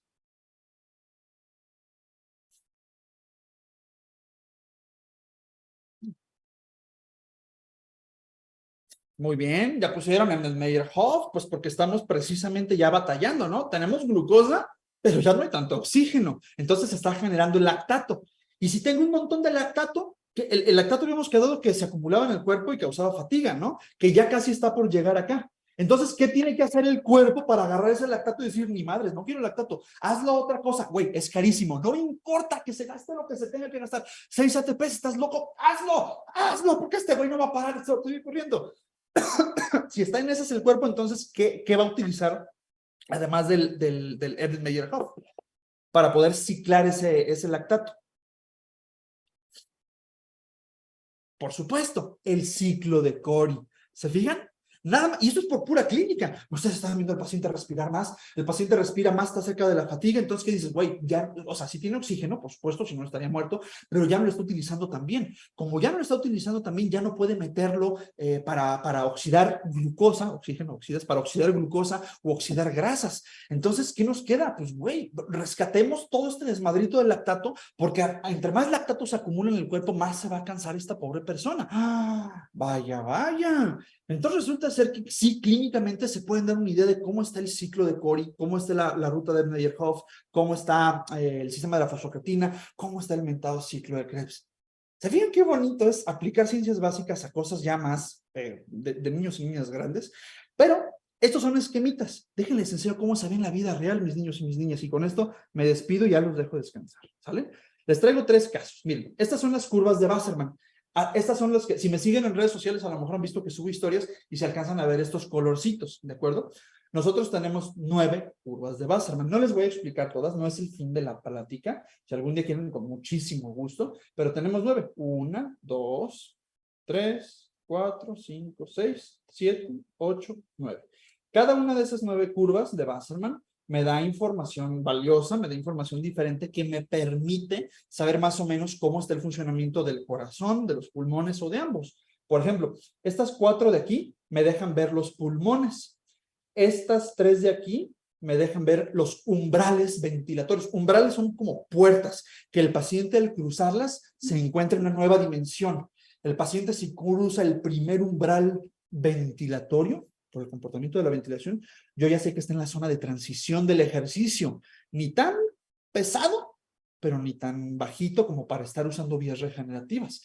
Si mi paciente pasa el segundo umbral, la otra marquita que les tenía, déjenme regresarlas, a esto me refiero con lo de los umbrales, esto sería un umbral, voy a poner amarillo, un umbral, otro umbral, le decimos BT1, está en inglés, ventilatorio, threshold es umbral, 1 y BT2, ¿de acuerdo? Vale, X, regresando. Entonces, con esas 3 curvas que les puse, esta aquí y esta aquí, yo puedo ver esos umbrales, yo puedo ver las zonas del entrenamiento. Esta de aquí es valiosísima en cardiología porque esta me permite sacar cuántos mililitros de oxígeno consume cada latido del corazón. Pero fíjense nada más esta fisiología tan bella. Cada mililitro de oxígeno representado en cada latido. Si ustedes tienen, y le decimos, por cierto, pulso de oxígeno, aquí dice, pulso de oxígeno. Fíjense una cosa bien padre aquí. ¿Se acuerdan que decíamos hace rato que entre más gastabas, mejor estabas? Esta curva, esta segunda curva de Wassermann, la curva del pulso de oxígeno, me deja ver qué tanto se está contrayendo el corazón. O sea que yo casi es como si tuviera un eco ahí viendo al paciente, si estuviera viendo el corazón contraerse en tiempo normal, en tiempo real, perdón. Sáquenlo ustedes por lógica. Si yo tengo un corazón, imagínense, lo normal para su edad es que cada latido de su corazón consuma 13 mililitros de oxígeno. Esto sería lo normal. Imagínense que el paciente va teniendo, ay, ya hice un rayadero y necesito esa cosa. Imagínense que el paciente va subiendo la intensidad del entrenamiento, o sea, la carga es incremental. Listo. Imagínense que el entrenamiento va entonces en carga incremental. Aquí piensan que aquí va la escalerita. Y aquí ya pidió que paráramos, ¿sale? Vean. HR es heart rate, frecuencia cardíaca. Y como está de color anaranjadito, yo voy a ver qué línea está de color anaranjado. Esta que estoy trazando en rojo es la manera en la que se portó la frecuencia cardíaca. ¿Ya se fijaron que a manera que la carga va subiendo, la frecuencia cardíaca, miren, aquí empezó planita, pero ¿ya vieron cómo va subiendo? ¿Ya se fijaron? Se los había prometido, ¿no? A manera que la carga es incremental, va subiendo. Pero el pulso de oxígeno, que es cuánto de oxígeno te consume cada latido, HR es heart rate. Fíjense cómo llega un punto en donde esta curvita de color azul va subiendo, subiendo, subiendo, subiendo, como que quería, y ya hizo una meseta. Y aquí el paciente dijo, ya no manche, y ya, baja el consumo de oxígeno. ¿Se acuerdan que les decía yo que la ley de Frank Starling te decía que tu volumen sistólico no podía subir tanto porque te lo frenaba?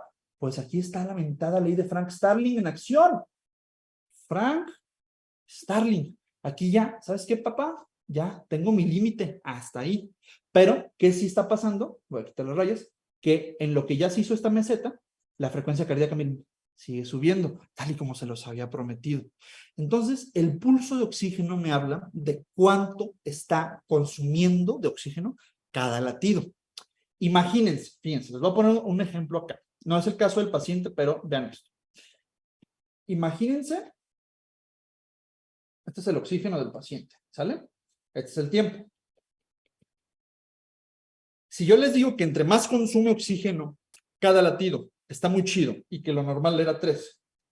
Imagínense que aquí 5, 10, 15, 20. Entonces decimos nosotros que lo normal, 5, 10, estaría como por aquí así, ¿sale? Ahí más o menos es el 13 que les decía que es lo normal. Imagínense que su paciente, aquí está la carga incremental, y aquí el paciente dice, ya, ahí bueno. Imagínense que su paciente hace este comportamiento de pulso de oxígeno. Fíjense.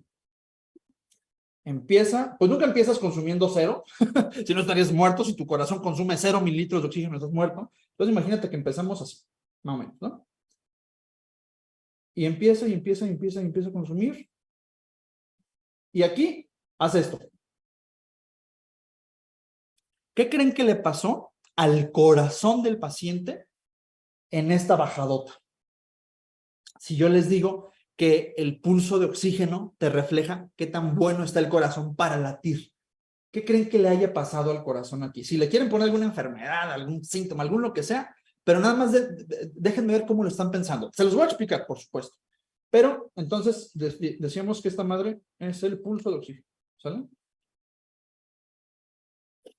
Entonces, repito, si yo decía que entre más cercano al 13 o más consuma el corazón por cada latido, está más saludable, y el corazón ahí iba, y ¡ah, caray! Algo pasó y ¡pum! Se desploma. ¿Qué creen que haya pasado ahí? ¿Qué creen que pudo haber pasado ahí? Se vale que no usen palabras sofisticadas. ¿Cómo lo explicarían ustedes? Quiero escucharlos, porque probablemente es tan simple. Probablemente es eso que están pensando. Lo más seguro es que sí. Alguien puso por ahí, se desmayó el paciente. Alguien ponía ahí, se cansó, se fatigó, ya no fue capaz. Pero imagínense, si el corazón se cansa, el paciente se muere. Alguien puso por ahí un paro cardíaco. Y de hecho sí pueden ser buenas explicaciones, ¿eh? A lo mejor sí se pudo haber desmayado, quién sabe, pero a lo mejor también el corazón en ese momento pudo haber tenido algo de angina. A lo mejor el corazón pudo en ese momento empezar a funcionar más bajito porque está consumiendo más. No consume mucho el que está muerto, no consume mucho el que está metido en su casa enfermito, estornudando, ¿verdad? Entonces, nosotros a veces podemos ver momentos en donde en efecto el paciente aquí se empieza a hipotensar porque empieza a hacer falla cardíaca aguda y el pulso oxígeno se cae, se cae, se cae, se cae y nosotros ahí estamos listos. Y esto puede ocurrir antes de que tú le tomes la presión al paciente. Entonces, nada más sabiendo de fisiología y dices, a ver, el consumo de oxígeno por latido iba subiendo, subiendo, subiendo. Algo pasó aquí que, caray, respiración por respiración voy viendo que cae, que cae, que cae, que cae. Listos todos, preparados todos, porque a lo mejor sí que hay paro cardíaco, a lo mejor sí hipotensó, a lo mejor hay algo que está pasando en el ventrículo. Entonces, para no hacerse las de emoción, esta segunda curva de Wassermann, este pulso oxígeno, nos habla del volumen latido o volumen sistólico. Entonces, si esto yo lo multiplico por la frecuencia cardíaca, me da el gasto cardíaco. ¡Qué padre!, ¿no? Imagínense nada más todo lo que pueden saber ustedes con estas lineecitas y nada más aplicando su fisiología. Pero esta de aquí es la reina de las curvas. Ya les hablé de que esta y esta y esta me dejan ver umbrales. Ya les hablé de que estas 4 me dejan ver la respiración del paciente, que no vamos a discutirla. Ya les dije que esta me deja en cardiología ver el volumen sistólico de mi paciente. O sea, como si viera con la pura respiración, ver cómo está respirando. ¿Por qué digo con la pura respiración? Acuérdense que esta línea es el resultado de un montón de cuadritos apachurrados que van teniendo una distribución según las respiraciones. Todo esto lo sé con la respiración del paciente, con esa máscara. Fíjense qué genio es Wassermann. Todo lo que nos enseñó nada más analizando 2 gases. Pero bueno, entonces, esta primer curva de Wassermann es la que me permite saber si mi paciente está fit o no. Aquí es donde yo voy viendo cómo se comporta el oxígeno y el dióxido de carbono. Y ya con esto me despido. Les voy a explicar los casos, pero quiero que vean esto. Cuando vamos empezando, vean la escalerita, aquí está. Cuando vamos empezando el ejercicio, ¿cómo creen que esté el CO2 en nuestro cuerpo, en la sangre, por ejemplo? ¿Alto o bajito? Apenas voy a empezar, apenas estoy caminando bien despacito. ¿Cómo creen que va a estar el CO2? Bajito, efectivamente. A manera que se va haciendo más demandante el ejercicio, es decir, que la carga va subiendo, se va haciendo más difícil, ¿qué creen que le va a pasar? A manera que yo voy haciendo más ejercicio, ¿qué creen que le va a pasar a ese CO2? Va a incrementar. Bueno, pues aquí lo tienen de manera gráfica. Vean ustedes, voy a poner con blanco el caminito del CO2. Vean, el CO2 empieza aquí, bajito, sube, baja, aquí baja un poquito más. Aquí viene, aquí viene, aquí viene. ¡Ajá! Aquí algo pasó. Aquí algo pasó porque vean, ahora ya la curva roja se está poniendo arriba de la curva azul. ¡Ah! ¿Y la curva azul qué era? El oxígeno. La voy a poner, la voy a trazar con verde. Miren, aquí íbamos empezando, respirábamos tranquilo, normal, tenemos muchísimo oxígeno llegando a los pulmones y ese pulmón lo puede difundir perfectamente en la sangre porque no hay ningún problema. Entonces, mientras esté bajito, bajito, bajito, bajito, bajito, considerable, considerable, ya está pesadito. ¡Ay, espérame, ya! Ya le estoy dando, ya le estoy dando. Miren, el oxígeno queda abajo del CO2 y aquí se queda, y aquí se queda. Y aquí ya el paciente dijo, ¿sabes qué, mi rey? Ya párale, ya no puedo, ya me cansé, cabrón, definitivamente ya no puedo más. Entonces el paciente se va a empezar a recuperar y en la recuperación pues cae el consumo de oxígeno, cae. No significa que está desaturando, no significa que está desoxigenándose. Esto es consumo por sus células, ¿de acuerdo? Es consumo por sus células de oxígeno y no consumen CO2, ¿verdad? No son plantas, producen CO2. Entonces esta primer curva te permite ver eso, el consumo máximo de oxígeno y la producción máxima de CO2. Y ya te vas dando más o menos una idea de cómo ocurre. Pero ustedes lo acaban de ver, ustedes acaban de ver el punto en donde tenemos una transición aeróbica a anaeróbica. Vean, aquí tenemos sobre una y sobre otra al CO2 y al oxígeno. Pasa un poquito más de tiempo y la línea roja se queda arriba de la línea azul. O sea, hay más CO2 que oxígeno en las células del paciente. Se consume menos oxígeno, pero se está produciendo más CO2. Si produces más CO2, el paciente tiene que respirar más rápido para sacar eso. Respiras más rápido, te estás haciendo más anaeróbico. ¿Por qué? Pues vean, tienes menos oxígeno. Entonces, con lo que ustedes ya saben, nosotros aquí podemos ver los umbrales del entrenamiento, por decirles algo, ¿no? De aquí para acá, a lo mejor el paciente está, va a estar mucho más. Pero bueno, el punto de esto es que ustedes están viendo ahí cómo tenemos una transición aeróbica, anaeróbica, y está predominando el mecanismo a partir del cual el cuerpo ya no puede, definitivamente ya no puede, con esa acidosis que se está incrementando, y cuando ya no puede, ¿qué te dice el paciente, doc? Ahí muere, párele. Y aquí empieza ya la recuperación, ¿de acuerdo? Entonces, fíjense bien, les traje 3 pacientes, ya para terminar. En estos 3 pacientes, en estas curvitas, quiero que nada más le presten atención, si acaso, a la primera curva de Wasserman y a la segunda curva de Wasserman, con este paciente en particular. ¿De acuerdísimo? Ok. Imaginémonos que este paciente de aquí tiene, no sé, tiene su edad, por decirles algo, ¿no?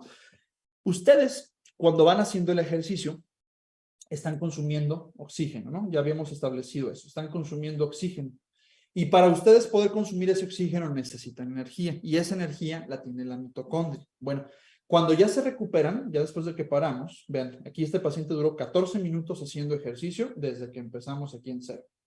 Ustedes necesitan reponer esa deuda, ¿de acuerdo? Y básicamente ese es un préstamo que le hacen a la mitocondria. Ustedes necesitan recuperar esa deuda de oxígeno, porque quienes no recuperan esa deuda de oxígeno se van al buró de crédito metabólico, por decirlo así. Pero la mitocondria es bien buena onda. Bueno, buena onda y no. La mitocondria te dice, ok, yo te presto un máximo de esto de oxígeno. Ahí, lo borré. Yo te presto un máximo de esto de oxígeno. ¿Por qué de esto? Pues porque hasta aquí llegó, ven, hasta aquí, esto fue lo más que alcanzó el oxígeno.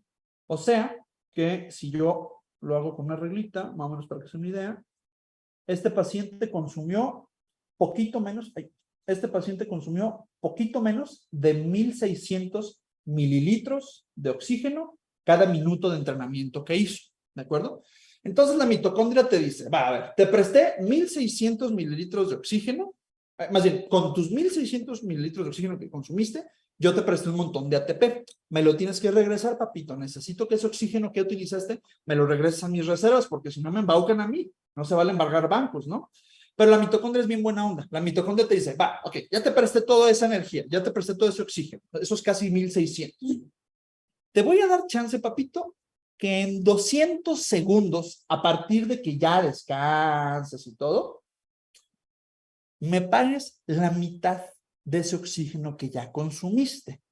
O sea, si gastaste unos 1,600, en 200 segundos después de que ya estés tranquilito y descansando, regresan unos 800 mililitros. ¿Ok? A ver, ¿dónde están los 800 mililitros? Vamos a bajarlo, mira, por aquí más o menos. Ah, bueno, a ver, aquí. Yo hago un conteo. ¿Dónde me quedaron estos 800 mililitros? ¿Ok?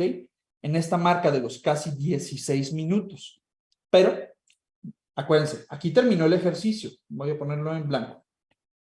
En los 14 minutos terminó el ejercicio. Ya vieron cómo está, ¿no? Y esa mitad de la deuda está aquí en los 16. ¿Cuántos son en segundos el tiempo que pasó de los 14 a los 16? O sea, ¿cuántos son en segundos? 2 minutos. Pasaron 2 minutos, ¿no? De los 14 a los 16 son 2 minutos. ¿Cuántos son? Son 120 segundos, efectivamente.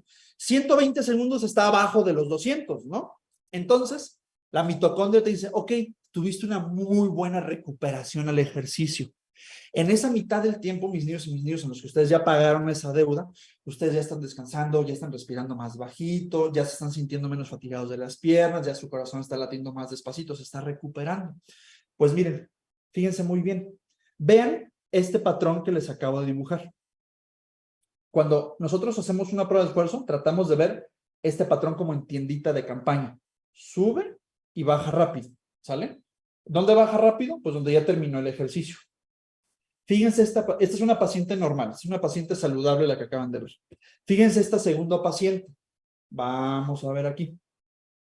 Vean, de entrada, vean ustedes cómo empieza el comportamiento de ese CO2. ¿Ya vieron? ¿Ya vieron que el CO2 aquí empieza prácticamente en la misma recta que el oxígeno? empiezan casi una sobre otra. ¿Ya se fijaron? ¿Qué creen que esté pasando ahí? Tienen luego una paciente que apenas empezamos el ejercicio. Bueno, es más, ni habíamos empezado. Miren, el ejercicio empezó aquí.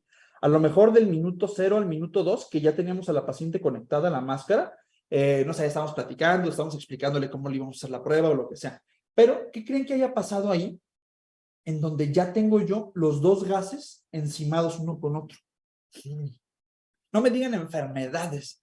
¿Qué creen ustedes que esté pasando ahí? Por pura lógica, ¿qué se les ocurre? Se vale equivocarse, yo con mucho gusto les voy a explicar, pero lo más probable es que ustedes ya tengan la respuesta acá. Mala técnica de respiración, pues no tanto mala técnica de respiración, pero hay algo que está haciendo que desde que estamos sin nada de ejercicio, el paciente ya tiene el CO2 tan alto como el oxígeno. Se fatigó muy rápido. Pues ni siquiera hemos empezado el ejercicio, miren, ni siquiera hemos empezado el ejercicio y aquí ya tenemos que las dos curvas están encimadas. Realmente no me consta que sea fatiga. Dicen, está nerviosa. A lo mejor, esta es una paciente con insuficiencia cardíaca ya terminal, es una paciente incluso que vamos a meter a un protocolo de trasplante, vamos a tratar de rehabilitarla para que libre el trasplante. 9 de cada 10 pacientes que entrenamos y que ya estaban en la lista de trasplante los podemos sacar así de buena de rehabilitación cardíaca, pero este paciente llegó en una etapa de inestabilidad metabólica. Este paciente ya llegó sin necesitar hacer esfuerzo, nada más el mismo hecho de existir, de hablar, de respirar, de a lo mejor moverse y acomodarse para que le pusiéramos la cosa hasta para tomarle la presión o a lo mejor hacer algún cambio de posición, ponerse pie, cualquier cosita que haga que no sea realmente un esfuerzo como el que ya tenemos representado aquí en la escalerita. Miren, aquí está la escalerita y aquí ya le representen esa inestabilidad, esa tendencia a hacerse más acidótica. Y así ocurre durante toda la prueba. Vean que en toda la prueba, ese CO2 y ese O2 están prácticamente en el mismo nivel. Ni siquiera en la recuperación se separan. Eso es malísimo. Eso es muy malo. Vean incluso cuánto tiempo duró haciendo ejercicio la paciente. Vean nada más lo que toleró. Empezamos aquí como en el minuto 3, casi, entonces de aquí se aventó 1 minuto, 2 minutos, 3 minutos, 4 minutos, apenas aguantó 5 minutitos a una intensidad más o menos, y la paciente dijo, ¿sabes qué? Ahí muere. Fíjense cómo está la recuperación. ¿Se acuerdan que habíamos comentado nosotros que la recuperación tenía que tener como la forma de un dorito, que hacía esto y luego esto? Vean ustedes que aquí hace una forma como de domo, ¿ya vieron? Esta forma de domo significa que el paciente está tardando mucho tiempo en pagarle la deuda de oxígeno a esa mitocondria, que tarda más ratillo en pagar esos 200 segundos. Esa paciente está en el buró de crédito metabólico y eso traduce una alta mortalidad. Entonces ustedes pueden ya saber que si mi paciente desde aquí tenía el CO2 muy elevado, probablemente ya ni siquiera estaba aquí valiéndose tanto el ciclo de Krebs. Esta paciente a lo mejor ya llegó en CORI, esta paciente a lo mejor ya requería de la glucólisis láctica, ya estaba a lo mejor en esta vía de Erdmann-Mayer-Hoff, ya estaba en una instabilidad metabólica, que existir nada más le causa una disrupción importantísima de su metabolismo. Ya nada más, hay gente que ya llega así, hay gente que llega muy malita. Entonces, este patrón endomo, cuando lo vemos, nos habla de que tarda mucho tiempo en recuperarse y que no es la mejor de los consumos de oxígeno, ¿de acuerdísimo? Vean también su pulso de oxígeno, cómo varía tanto. Vean, aquí iba subiendo y luego baja. Dices tú, oye, su corazón está tan malo que medio empieza a latir bien y luego ya empieza a bajar el volumen sistólico. Y luego sube y luego baja otra vez. Y luego sube y luego baja y luego baja y luego sube y luego... Esas oscilaciones te hablan del comportamiento tan feo del corazón. O sea, no se mantiene constantemente bombeando hasta que ya hace su mesetita que tú esperabas y lo que sea, sino que sube y luego, ay, le cuesta, y luego medio le tratas, y ay, no le cuesta latir. ¿Se fijan nada más? ¿Se fijan? Y esto ya lo entienden ustedes porque ya tuvimos una pequeña explicación. El último paciente que les voy a poner, ya para contestar algunas preguntas, si es que hay, espero no haberlos aburrido tanto, es este otro paciente. Este paciente también tiene insuficiencia cardíaca, pero ya no tiene insuficiencia cardíaca en una etapa terminal. Déjenme prender una luz porque ya ni yo me veo. Pero bueno, esta paciente tampoco tiene esa forma clásica de Dorito, ¿no? De que viene y ¡puc! Se tarda un poquito más de rato en recuperarse. Hace otro domito, ¿ya vieron? ¿Cómo hace un domito? Muy bonito el domo. Pero hay de insuficiencias cardíacas e insuficiencias cardíacas. Vean el pulso de oxígeno, que nos hablaba de ese volumen sistólico. Sí hace alguna oscilación, le voy a dar zoom, sí hace a lo mejor alguna oscilacioncilla por ahí, pero se mantiene, se mantiene, se mantiene, se mantiene, se mantiene. Bajó, pero ahí le sigue, ahí le sigue, ahí le sigue. No baja tanto como con la otra paciente. ¿Se fijan? O sea, hay de fallas a fallas. Esta paciente no está en fines de trasplante cardíaco, es nada más cosa de entrenarla, ajustarle sus medicamentos, pero también ustedes aquí pueden ver que esta paciente no inició como la otra. O sea, no porque tengas falla cardíaca, a fuerza significa que vas a llegar con ese CO2 luego empalmado con el oxígeno. Vean aquí la diferencia. ¿Qué ven de diferente aquí? Miren, aquí empieza el ejercicio, ¿sale? ¿Qué ven de diferente comparado con la otra prueba, perdón, en este circulito que les acabo de poner, comparado con la paciente que les dije que ya va para trasplante de corazón? ¿Cuál es la diferencia ahí? Ahí sí se alcanza a ver, si se fijan, que la curva del CO2, bien, alguien ya lo puso ahí inició más VO2, exactamente. Aquí tenemos la curva de VO2 más alta que la curva de CO2 que voy a marcar en lila. Según yo soy lila, o morado. ¿Se fijan? Cómo empezó uno abajo y a manera que va empezando, aquí empezó apenas el ejercicio, fíjense, va empezando el ejercicio, ok, cuesta, ya, mira, ya pasamos esa transición. Ahora sí ya tenemos un punto en donde la curva del CO2 está por arriba de la del O2, a pesar de que esta paciente, ven, tiene insuficiencia cardíaca.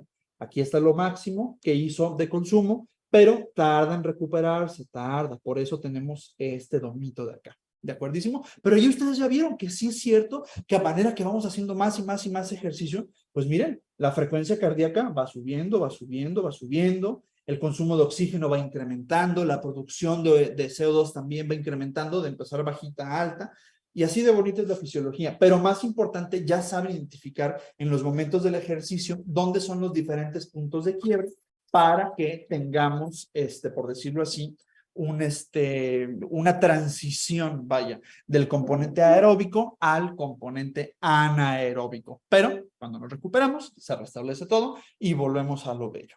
Y hasta ahí lo que les quería platicar el día de hoy. Digo, ciertamente hay miles de cosas que les podría platicar de fisiología aplicada a ese tipo de cosas, pero hoy no sé, se me antojó platicarles de esto para que no se crean ese famoso comentario, ¿no? De que, van a volver a ver el ciclo de Krebs. Claro que lo van a volver a ver y vean cómo lo podemos aplicar. Ustedes lo aplicaron, ustedes lo contestaron. Es mucho más fácil verlo así. Y no es más el Krebs. Vimos ciertos reflejos, vimos comportamiento de la frecuencia, vimos un montón de cosas que les ayuda, en primer lugar, a entender cómo es el corazón cuando estás en reposo, cuando estás en ejercicio, pero más allá de eso, mis niñas y mis niños, espero realmente haber consolidado un poquito, no tanto el conocimiento, porque van a estar más rato para entender ciertas cosas, pero sí la idea de que saber ciencias básicas les va a retribuir más adelante unos creces en la forma en la que ven la medicina. Les va a ayudar, si se familiarizan más con las ciencias básicas, les va a ayudar a que ustedes puedan, digamos, agilizar sus sesiones de estudio para que no estén regresando y regresando y regresando a leer lo mismo una y otra vez, ¿de acuerdo? Hasta ahí dejo mi intervención, no sin antes dejar unos minutos, si se puede, para contestar preguntas que hayan salido por ahí.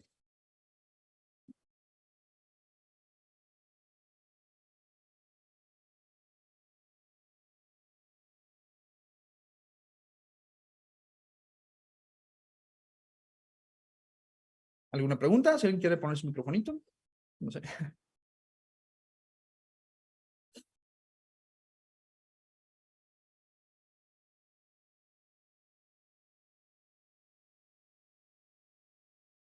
Creo que le escribieron, ¿verdad? Ok, sí. ¿Cuándo se considera que un paciente ha completado con éxito la fisioterapia cardíaca? No es fisioterapia. Rehabilitación cardíaca no es nada más fisioterapia en el sentido de que hace ciertos movimientos. O sea, es fisioterapia más dieta, más alimentación, más salud mental, más ejercicio, más ajuste de medicamentos. Es toda una constelación de intervenciones que hacemos, ¿de acuerdo? Entonces, realmente la consideramos exitosa cuando vemos que ya tenemos ciertos marcadores en el paciente que han, pues, vaya, mejorado, ¿no? Por ejemplo, tenemos ciertos cuestionarios de salud mental que le hacemos antes y después de la intervención. Entonces, a lo mejor mejoró en fuerza, mejoró en velocidad, mejoró en su prueba de esfuerzo, mejoró en su dieta, pero a lo mejor los cuestionarios de ansiedad y los cuestionarios de depresión siguen estando todavía muy altos. Entonces dices tú, ok, mejoró ciertas cosas, pero todavía podemos trabajar acá. Entonces, véanlo como que la rehabilitación cardíaca es un abordaje integral, es multidisciplinario y como es multidisciplinario son múltiples esferas que al ser evaluadas definimos si mejoraron o no mejoraron, pero según puntos de corte específicos. Readaptación cardíaca, preguntan readaptación cardíaca.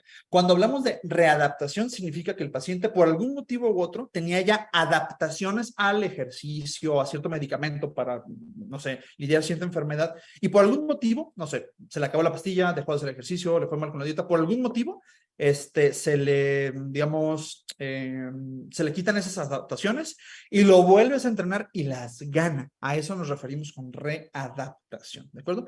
¿Quiénes son los candidatos para la rehabilitación cardíaca? Virtualmente cualquier paciente que esté enfermo del corazón lo podemos rehabilitar, nada más que siempre le hacemos una entrevista, una consulta, como con cualquier médico, para ver que no tenga una descompensación de su insuficiencia cardíaca, ver que no tenga valvulopatías que estén muy marcadas y que antes de rehabilitarlo mejor necesite una cirugía, un cateterismo, un marcapasos, ¿de acuerdo? Entonces, enfermedades de las válvulas con o sin tratamiento quirúrgico, infartos, tanto antiguos como relativamente recientes. Obviamente no puedes rehabilitar al paciente que está infartando en ese momento, o sea, te espera, ya le abres las arterias con un cateterismo y lo que sea, y ya en los siguientes 3 meses, o sea, no te esperas 3 meses. Dentro de esos 3 meses después del cateterismo, puedes evaluar si al paciente que le hiciste la cirugía de corazón abierto, la válvula, la arteria, el cateterismo, lo metes.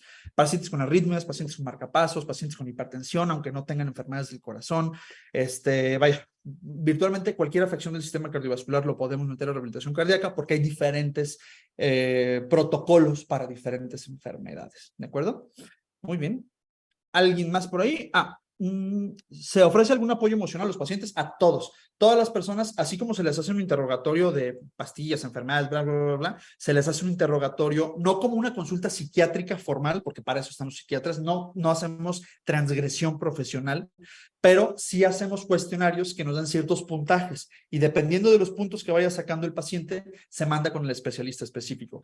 Pero el 100% de los pacientes que se someten a un programa de rehabilitación cardíaca tiene que tener abordaje de salud mental, sí o sí, porque es una de las esferas que evaluamos para catalogar el éxito o el fracaso del programa de rehabilitación.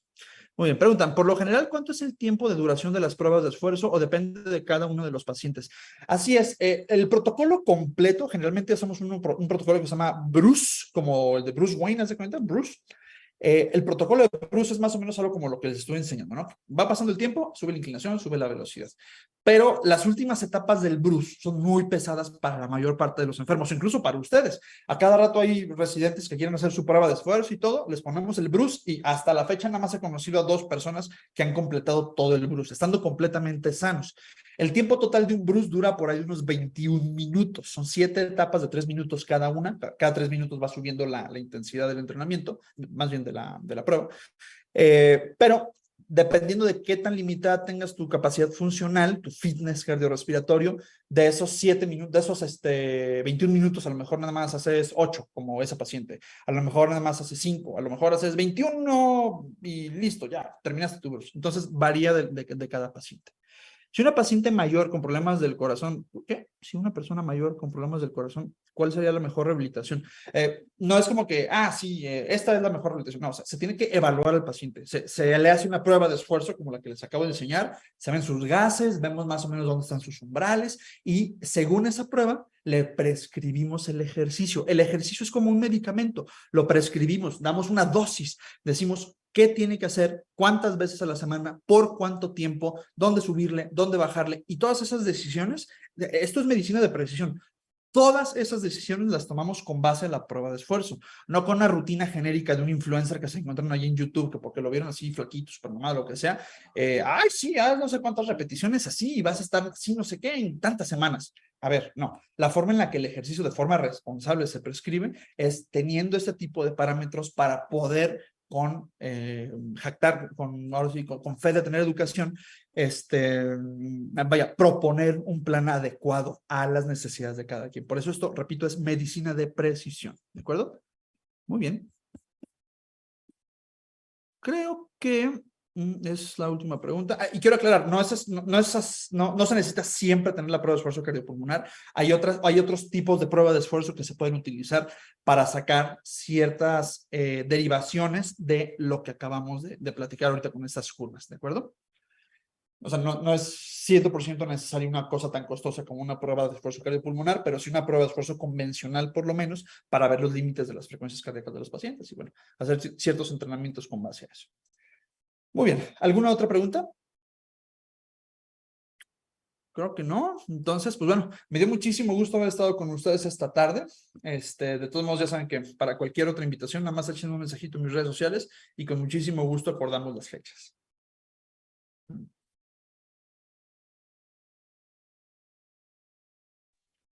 Ok, perfecto. Muchísimas gracias de nuestra parte. Tenemos reconocimientos, ahí se lo están presentando, tenemos en formato digital y si nos quiere proporcionar su dirección, igual se lo mandamos de forma presencial, con mucho gusto. ¿Ya la están proyectando o comparto? Un minuto, doctor, aquí está.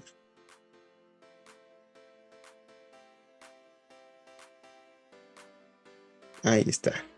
¿Ya se ve? Tenemos dos constancias, una por parte de dirección. Como sabe, pues todo nuestro complejo está muy contento de tenerlo usted, de que podamos contar con su tiempo y atención. Ese es por parte de todo el complejo de BUAP. Sinceramente, la directora estuvo con nosotros al principio. Me parece que sigue ocupada, pero estaba también muy entusiasmada de tenerlo. Por eso mismo tenemos ya su constancia y, como le comento, se lo enviaremos de forma presencial. Me parece que también tenemos otra constancia, Génesis. A ver, le cedo la palabra a mi compañera. Sí, buenas noches. A nombre de la Asociación de Bocanera de Líderes Actuando por la Salud y a nombre del Comité Permanente de Publicaciones Médicas, le entregamos con mucho orgullo, doctor, y aprecio esta constancia por tan excelente clase, casos clínicos enfocados en la fisiología cardiovascular. La verdad fue una clase muy amena, muy interesante y que estoy segura que a todos los chicos les gustó, sobre todo porque hay de primer semestre hasta noveno, décimo, y siempre es bueno repasarlo, siempre es bueno aprender y más que nada pues poder aprender de ustedes todo el mundo. Le agradezco mucho y esperamos seguir contando con su apoyo para futuras ponencias. Gracias, doctor. Con muchísimo gusto, ya les digo, nada más manden un mensajito cuando quieran la siguiente y ahí estamos. Que tengan muy bonita noche, gracias por la invitación, cuídense mucho. Nos vemos. Gracias, doctor.